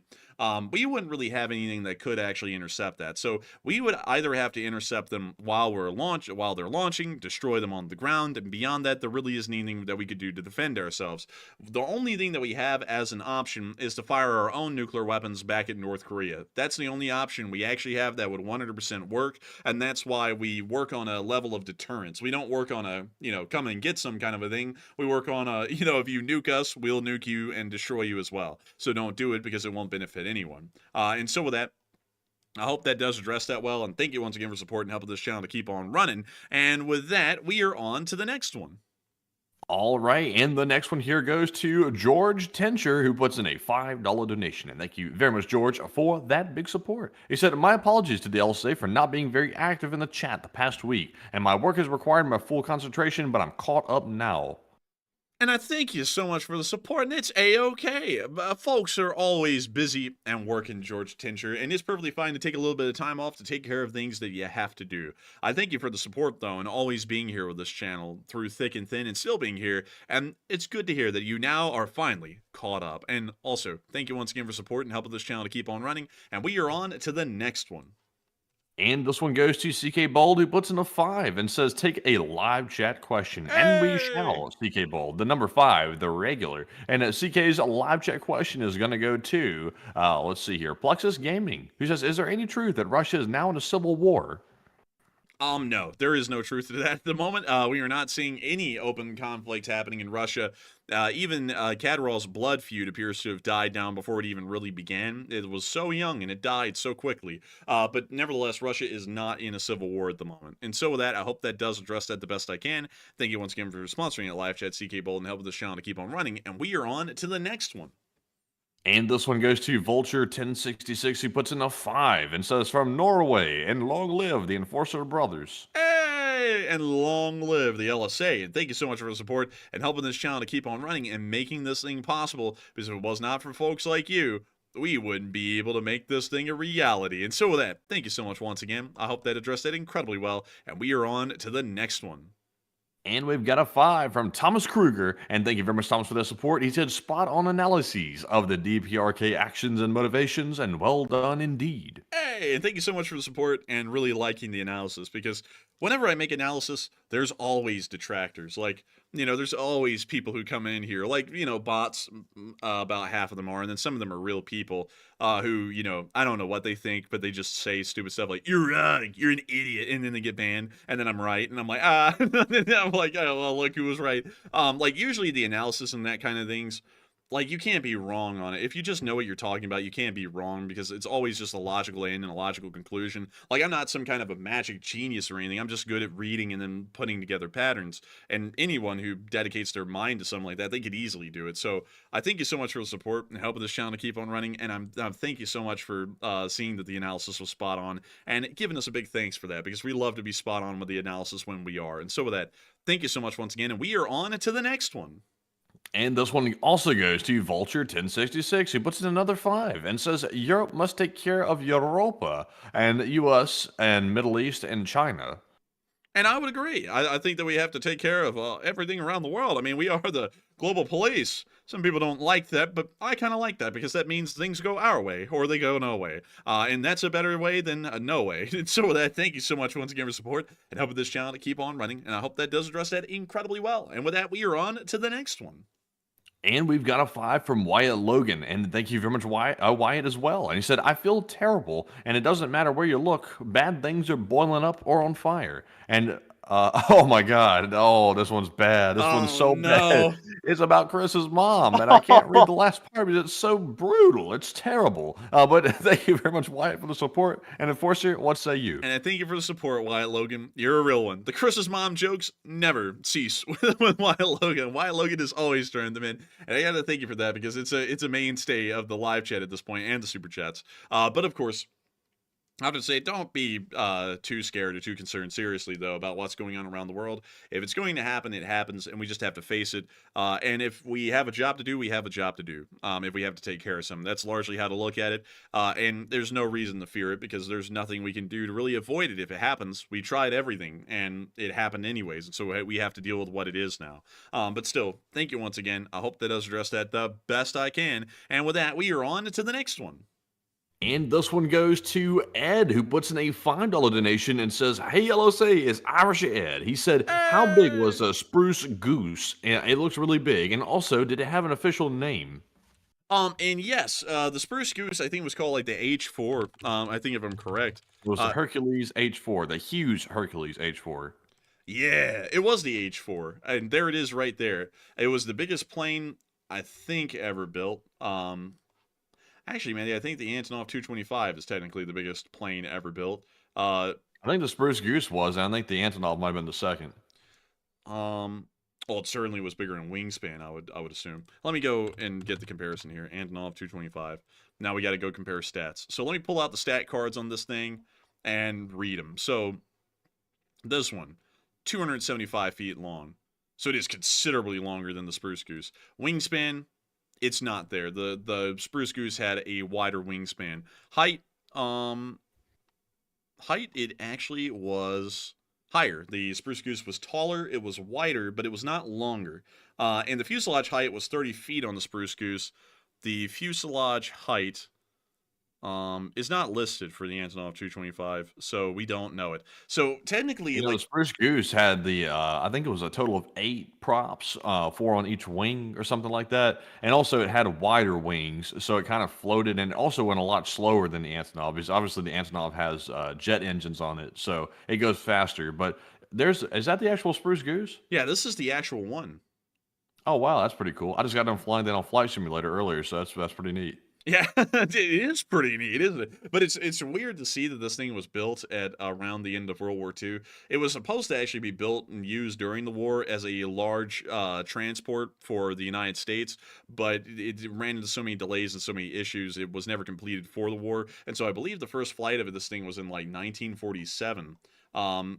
Yep, it was manufactured, introduced in 1947. It flew in 1947 once, and then it was shelved. And the whole reason it flew is because the Army didn't want, well, the Army Air Corps didn't want anymore. Let me make that clear. And so everyone was saying, oh my God, this is like a waste of money. Howard Hughes is an idiot. And then Howard Hughes, kind of being like the weird guy he is, was like, no, it's not. I'm going to prove you wrong. And so then he actually built it and then flew it. And like he flew it like, I think like a couple of 100 feet, splashed it back down in the water, and he's like, all right, screw everyone, and then he went to living in a hotel forever, and, you know, wearing, like, tissue boxes for shoes and stuff. But that was him. Like, that's what he did. And was it cool? Yeah, sure, but was it ever going to be, like, actually usable? Like, no, it would, like, even if it actually was made in World War II, this thing would have never been usable. It was entirely made out of wood, and the actual kind of, like, skill and demand, like the technological demands of the time just was not there. Like, it would be too expensive to build these things in large numbers, so it was completely unusable off the bat, just for economical reasons. But anyways, it was cool. And also, it was nicknamed the Birch Bitch before it got called the Spruce Goose. Let's see. So apparently that one was used by everyone who had to work on the plane because it was that much of a pain to deal with. Damn, man, that must have been a terrible plane to work on. I guess it was made out of wood. Man, that's it, man. I guess it was, man. I guess it was. But also, by the way, that's how big a DC-3 is compared to the Spruce Goose, just to give a little bit of an idea of scale. That thing was massive. Yeah, and it was completely useless. So it's like, you know, it's like, what the hell? Like, the DC-3 ended up being far more successful than that thing. But anyways, with that, I hope that does address that the best I can about this whole Spruce Goose thing, because it is cool, but it was, like, completely useless. And so with that, thank you so much once again. I hope that does address that incredibly well. And also, it does have an official nickname. It was the Spruce Goose, or the unofficial nickname, the Birch Bitch. But still, thank you once again for support, Irish, and helping this channel to keep on running. And I hope that does address that incredibly well. And with that, we are on to the next one. It looks like, Matthew, we have a new super chatter. Yes, we do. It is Mr. Lobotomy who puts in the first ever super chat on a stream. And it's a massive $100 donation. And thank you very much, Mr. Lobotomy, for that massive support. That's the second largest of the night. We appreciate it. And he said, relatively new to the channel, but it's become a nightly ritual and a nice break from constant election nonsense and politics. And you'll actually cover the news that matters. And I thank you for saying that, Mr. Lobotomy. The first super chat that you ever thrown in is a massive one, and you really hit exactly on what this channel likes to pride itself on. We are a non-political channel. And someone's about to say, oh, he says he's non-political, but he brings up politics. Like, we talk about how the government works, or like if an election will have any impact just on like a clinical level. And then someone will say something like that. It's like goofy. But beyond that, I thank you so much for the support and enjoying the way we cover news on this channel. We are the only channel I know of, and like, you know, I know of, and I don't know of every channel that does not cover politics in the sphere.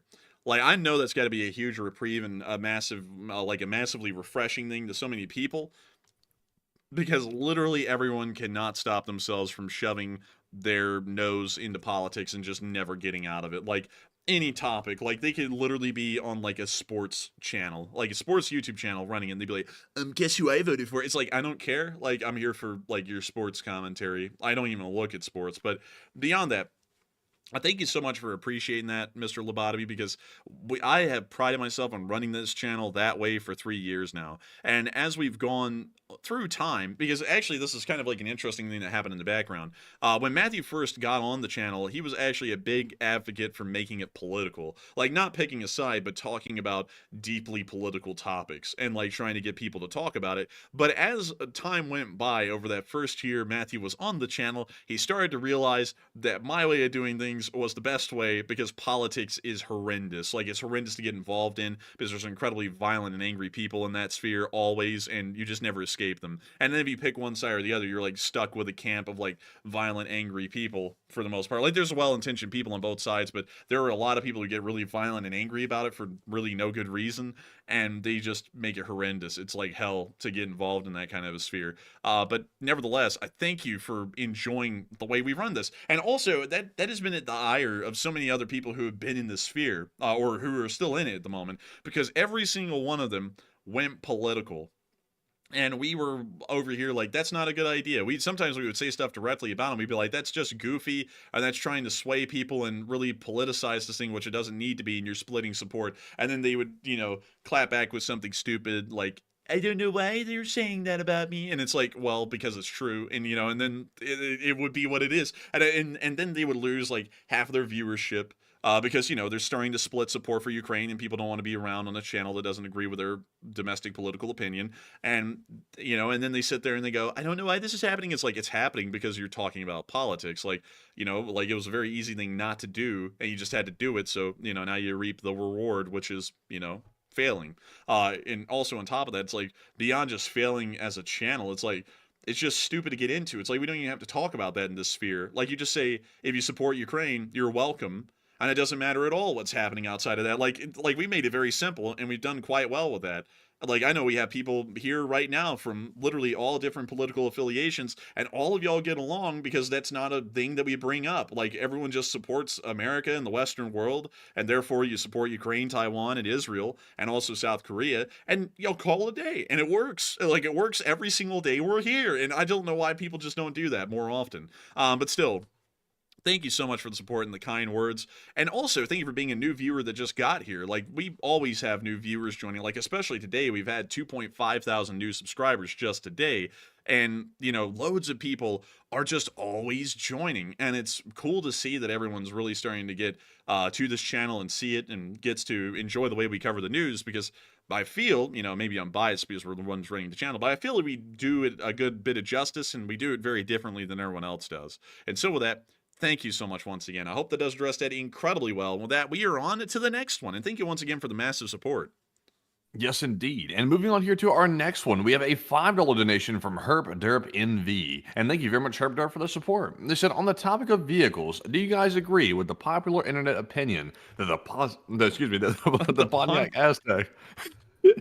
Man, I was over here trying to eat a Pringle or something like that, and I was choked. But anyways... They said, do you guys agree with the popular internet opinion that the Pontiac Aztec of Breaking Bad is the ugliest car? Man, that car is ugly as hell. I'm not going to lie. If you got one, I'm sorry. It's ugly as hell. Man, this thing really is ugly. It looks like it wants to be put down, honestly. But another car that's ugly is the Yugo. Oh, yeah, man. It's just a given right there. That thing is ugly. But that Pontiac Aztec, though, that thing just put it down. Jeez, man. No wonder Pontiac went under with garbage like this. Like, this thing is just ugly. I would agree. I would entirely agree with that assessment. These things are absolutely horrendous looking. I'm not even big into cars, honestly. I'm like big into everything but cars. But even with my limited taste, this thing is just nasty. Pontiac Aztec, more like Pontiac Aztec. You know what I mean? It's like George Dencher said. But still, thank you so much once again for the support and helping this channel to keep on running. And also, man, I like how they had to put down that this was photographed in College Park, Maryland, because they had to document where this crime of a car was committed. There's actually a kid that went to our high school that drove one of these. I never made fun of him for it because I was like, maybe that's the best that, he could get, which I'm not going to make fun of anybody for that. But every time I saw it, I was like, oh my God. I was like, what the hell type of car is that? One day I actually found out, they said, that's an Aztec. I'm like, an Aztec? I had to go home and look it up. I was like, what the hell is an Aztec? I saw it was made by Pontiac. I was like, oh my God, man, that thing is hideous. Like, I think they had even pulled the badging off of it or something like that, like the Pontiac logos and stuff like that. I'm not sure why either. I'm like, it's just bad. They were ashamed of what it was. They were like, it can't be a Pontiac. It's like, no matter what you do, you know what I am. It's like they're having an existential crisis over there. Dude, honestly though, any parent, like, I'm just saying this, I'm sorry y'all, this might actually be cruel, but I gotta say this. Any parent that would buy their kid as a first car a Pontiac Aztec is begging for their child to be bullied. Like, they get out of this car at high school, they're getting flamed. Like their life will be misery from this point forward. They have no vision, no passion. Like, they have nothing, man. But still, I hope that does address that well, and I thank you once again for support and helping this channel to keep on running. And with that, we are on to the next one. And this one goes to Philip Fix's LSA, who puts in a 5 and says, I'll never forgive us abandoning the Kurds in Syria, and they were our first local allies in the war on terror, and we rolled over to Turkey's demands. Yeah, I think that was dumb. Like, I would agree. We still back up the SDF a good bit, but, at the same time, everyone's done the Kurds dirty. Like, if anyone actually deserves a lot of sympathy in the Middle East, there are groups that deserve sympathy. But if you're talking about a lot of sympathy, the Kurds deserve a lot of sympathy because they always just get screwed by everyone. And that's not just the United States I'm talking about, or like any external powers. I'm talking about internal powers inside of the Middle East. Turkey screws them over. Iraq screws them over. Syria screwed them over. We screwed them over. The British screwed them over. The Iranians screwed them over. The Persians screwed them over. The Ottomans screwed them over. Literally anyone in history, they just keep getting screwed. And I feel sorry for them because, like, eventually their luck's got to turn around, but it just never looks like it will. So I feel really sorry for them. And I'd have to say, I'd agree with you. It's unfortunate how we did them, because we did them literally quite dirty. And so with that, I hope that does address that well. And I thank you once again for support and helping this channel to keep on running. And with that, we are on to the next one. And this one goes to Octavian Timarasanu, who puts in a 5. And thank you very much, Octavian, for the $5 support. And sadly, no comment attached to it, so nothing to address. But we appreciate that support very much.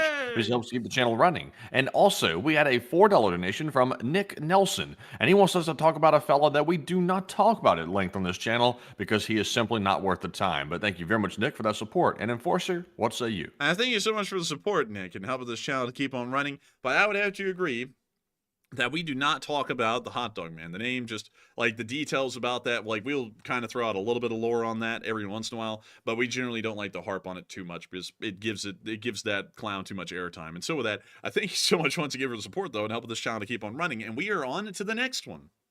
And the next one goes to LSA Sergeant Figment, who puts in a 2 and says, LSA, hit the like button. That's an order. And hit that like button. We've actually gotten up to 3,050 likes at this point, and that's pretty amazing. Like, if y'all want to keep hitting the like button, we'd love to see it. And so with that, thank you so much once again for support and helping this channel to keep on running, because it was not for folks like you, LSA Sergeant Figment, we wouldn't be able to be here right now to even be getting likes. And with that, we are on to the next one. And this one goes to AL, who puts in a 2 and says, respect to you guys for staying out of politics. Hey, and thank you so much for the support and in enjoying that we stay out of that. I'm glad we do, because I would hate to be one of those people who watches like a horrific performance at like a debate, which has happened on both sides at this point during this election, to be honest with y'all, like one way or the other. And then you have to sit there because you just literally cannot admit that something went bad on your side and go, that was fine. That was great. It went perfect. It's like, no, it didn't. It's like, no, it did not. Like, and it's just crazy to me when people do that. Like, I just can't get involved in that kind of like insanity of like looking at something that was bad and go, oh, it's good. It's like, no, it's like, it wasn't. It was bad. Like, just admit it. Like, it was bad. That's not on you, that's on them if they want to win. But anyways, with that, I hope that does address that well, and I thank you so much once again for support and helping this channel to keep on running. Because beyond like the absurdity of it sometimes, I just don't really like getting into that whole cesspit, so I like avoiding it, and Matthew does too. And so with that, thank you so much once again, and we are on to the next one. All right, so with that, we are now fresh out of Super Chat questions. So once again, before we move on to our live chat questions, huge shout out to everybody once again for supporting the channel and helping to keep us running, because it is you, the viewers, that make this all possible. I sound like I'm speaking on PBS or something like that, but seriously, we appreciate it. And moving on here to our live chats, specifically our Morse code decoders of the stream, we had the whole roster tonight. We had Cliff Simonson, Mark Hodges, Earl Benu, Kevin J, Paul Schultz, David Millsaps, Her Royal Fluffiness, and Arabelle Garbo. They said, the Morse for tonight says, from the LSA Signal Corps, our Republic will see us through to victory, and we will stand tall against evil, and long live the LSA. And that's the sound of money, and y'all got the dent on the nail. That was the Morse code message of the night. And I gotta congratulate y'all for getting that correct here on this day of the war, because y'all continue to get that correct time and time again, and hopefully that statement will stand correct time and time again. And so with that, thank y'all once again, and we are on to the first live chat question of this live chat segment. And this one goes to Activista, who says, any reporting on configuration of North Korean troops and how many pilots are being sent specifically? We have not heard of any pilots. We believe that the Expeditionary Force is entirely ground-based, and so there will be no aviation assets provided by the North Koreans, or pilots for that matter. And so I hope that addresses that well, and we are on to the next one. And this one goes to Cindy, who says, will the winter weather in Russia and the UK have any impact on the North Korean army fighting in Russia or Ukraine? It probably will. It'll probably have the exact same effects it has on the Russians and the Ukrainians, either making extended amounts of combat either very difficult to conduct, or the Razbutitsa will make it impossible for them to move any kind of armor assets that they're provided by the Russians in those sorts of inclement weather conditions. And so with that, I hope that does address that well, and we are on to the next one. And this one goes to Digifix, who says, with nearly 1.3 million active personnel and 0 combat experience, how long will North Korea last with the first wave? I would assume that they will last a little while. They are getting training from the Russian Federation. But training is hardened through suffering for the large part on a military level, from, inexperience. And so they probably will do pretty badly on this first wave, but as time goes by, they will start to refine and hone their battlefield tactics, and they'll probably start to improve the attrition rate to where they're losing less guys over time. But this first wave, I wouldn't expect them to last that long, maybe 2 months, and that'll be it for them. They'll mostly all be dead or wounded by that point. And so with that, we are on to the third to last question of the night. And this one goes to Judy from the live chat, who says, is there anything that the U.S. or any countries can do about North Korea's involvement?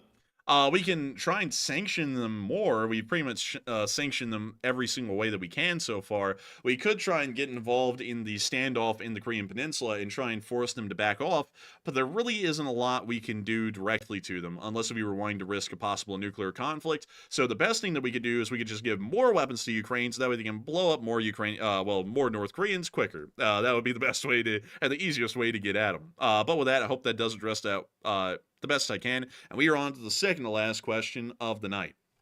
And this one is going to go to David Long, who says, do you think that these 4 wars that are popping off are really part of a greater evil plan of the evil axis? I would actually say no, because if you ever look at them and you observe them in the way they work, like they all kind of end up like uniting together. Like Russia says Iran is an ally, and then North Korea starts sending expeditionary forces to Russia, and then the Korean Peninsula starts kicking off, and then China is escalating with Taiwan. But if you ever look at them, they're all completely separate things happening for separate reasons. It's just that everyone realizes that to have a fighting chance of having any of this succeed, it's better for them to band together against the Western world, because otherwise the overbearing weight of the Western world on a singular one of these countries would overwhelm them immediately. So they have to team up together, so that way it becomes a bit more difficult and a lot more resource intensive to try and fix the problem. So I would say they're largely detached conflicts, but because they're all happening at the same time for different reasons, and they're all having to deal with the Western world going against them at the same time, they're all trying to band together a little bit. And so with that, I hope that does address that the best I can, and we are on to the final question of the night. And so who was the lucky last person who threw in the lucky last question of the night? All right, and that viewer is Van, who says, imagine when the CIA interrogates the captured North Korean troops, and how easy they will get them talking with food, and like kids with candy, so easy. And I feel like a lot of good intel will come out of this, and what are your thoughts? I think a lot of good intel will come out of them, even if the CIA doesn't interrogate them. It's just the Ukrainian GRU. They will probably get or the SBU for that matter, they will be able to get a lot of information out of these guys that they wouldn't be able to get otherwise. We'll also probably be able to get a good idea. Like, what's crazy about this is that it's actually not important what information they would be giving about the North Koreans on the battlefield. It's really about what kind of information they could give us about the home front, because any kind of qualitative information that we can get about what's going on inside of North Korea at the time will give us a much better understanding of what they're doing and why they're doing it. So we could see that in the future a North Korean is captured and they could say something that I'm saying, like they're going through massive food shortages and famines, and that's why they're doing this sort of thing. And now we'll know that everything they're doing is for food, 100%. Like, I'm very certain that is the case right now. But if we ever got a North Korean prisoner and interrogated them, and they also said that, well, not said that it was for food, but they said that they were starving before they left, we'll know that the North Korean government is most likely incentivized on their actions right now to try and secure food resources, most likely. And so with that, I hope that does address that the best I can, at least in my opinion, but I do think there would be a lot of valuable intelligence to gather from captured North Koreans. And so with that, we have reached the end of tonight's stream. I've got to thank every single one of y'all so much for watching till the end. There's still 5,000 of y'all here right now, and y'all been watching for 3 hours and 12 minutes at this point. And it's been crazy because tonight we had a peak viewership of exactly 12,032 people, and 92,000 people have watched this stream before it ended. We are entirely honored and grateful to have each and every single one of y'all watching this channel and choosing it to be y'all's primary source of news. If y'all have enjoyed it greatly, please make sure to subscribe. Like, it literally doesn't help us in the algorithms. I say that in the short war summaries a lot, but it literally doesn't. YouTube doesn't care about subs anymore. They removed that from the algorithm a couple of years ago, like pretty much when we started running our channel, and so it literally has no impact on like boosting this channel or anything. The only reason that people subscribe is really just to let us know that y'all like the channel and y'all want to see more, and it makes us happy when people do. If y'all also want to hit that like button and also comment when this thing becomes a stream, because we love to see comments, and we usually heart as many of them as we can, at least on the short war summaries for sure. But with that, Good night, good luck, take care, stay safe, Slava Ukraini, and long live the Leaf Spring Army. And now we will see you all tomorrow at 10 p.m. Eastern Time to cover the next 24 hours of news from around the world. And so with that, good night, and long live the LSA.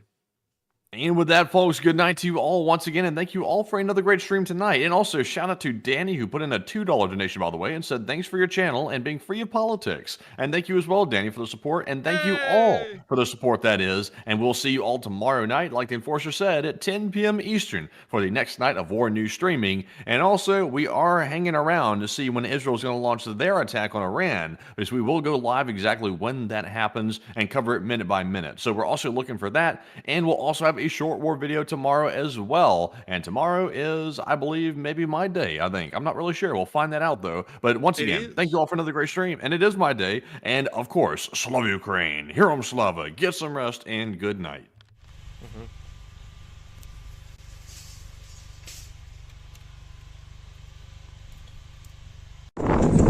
Yes.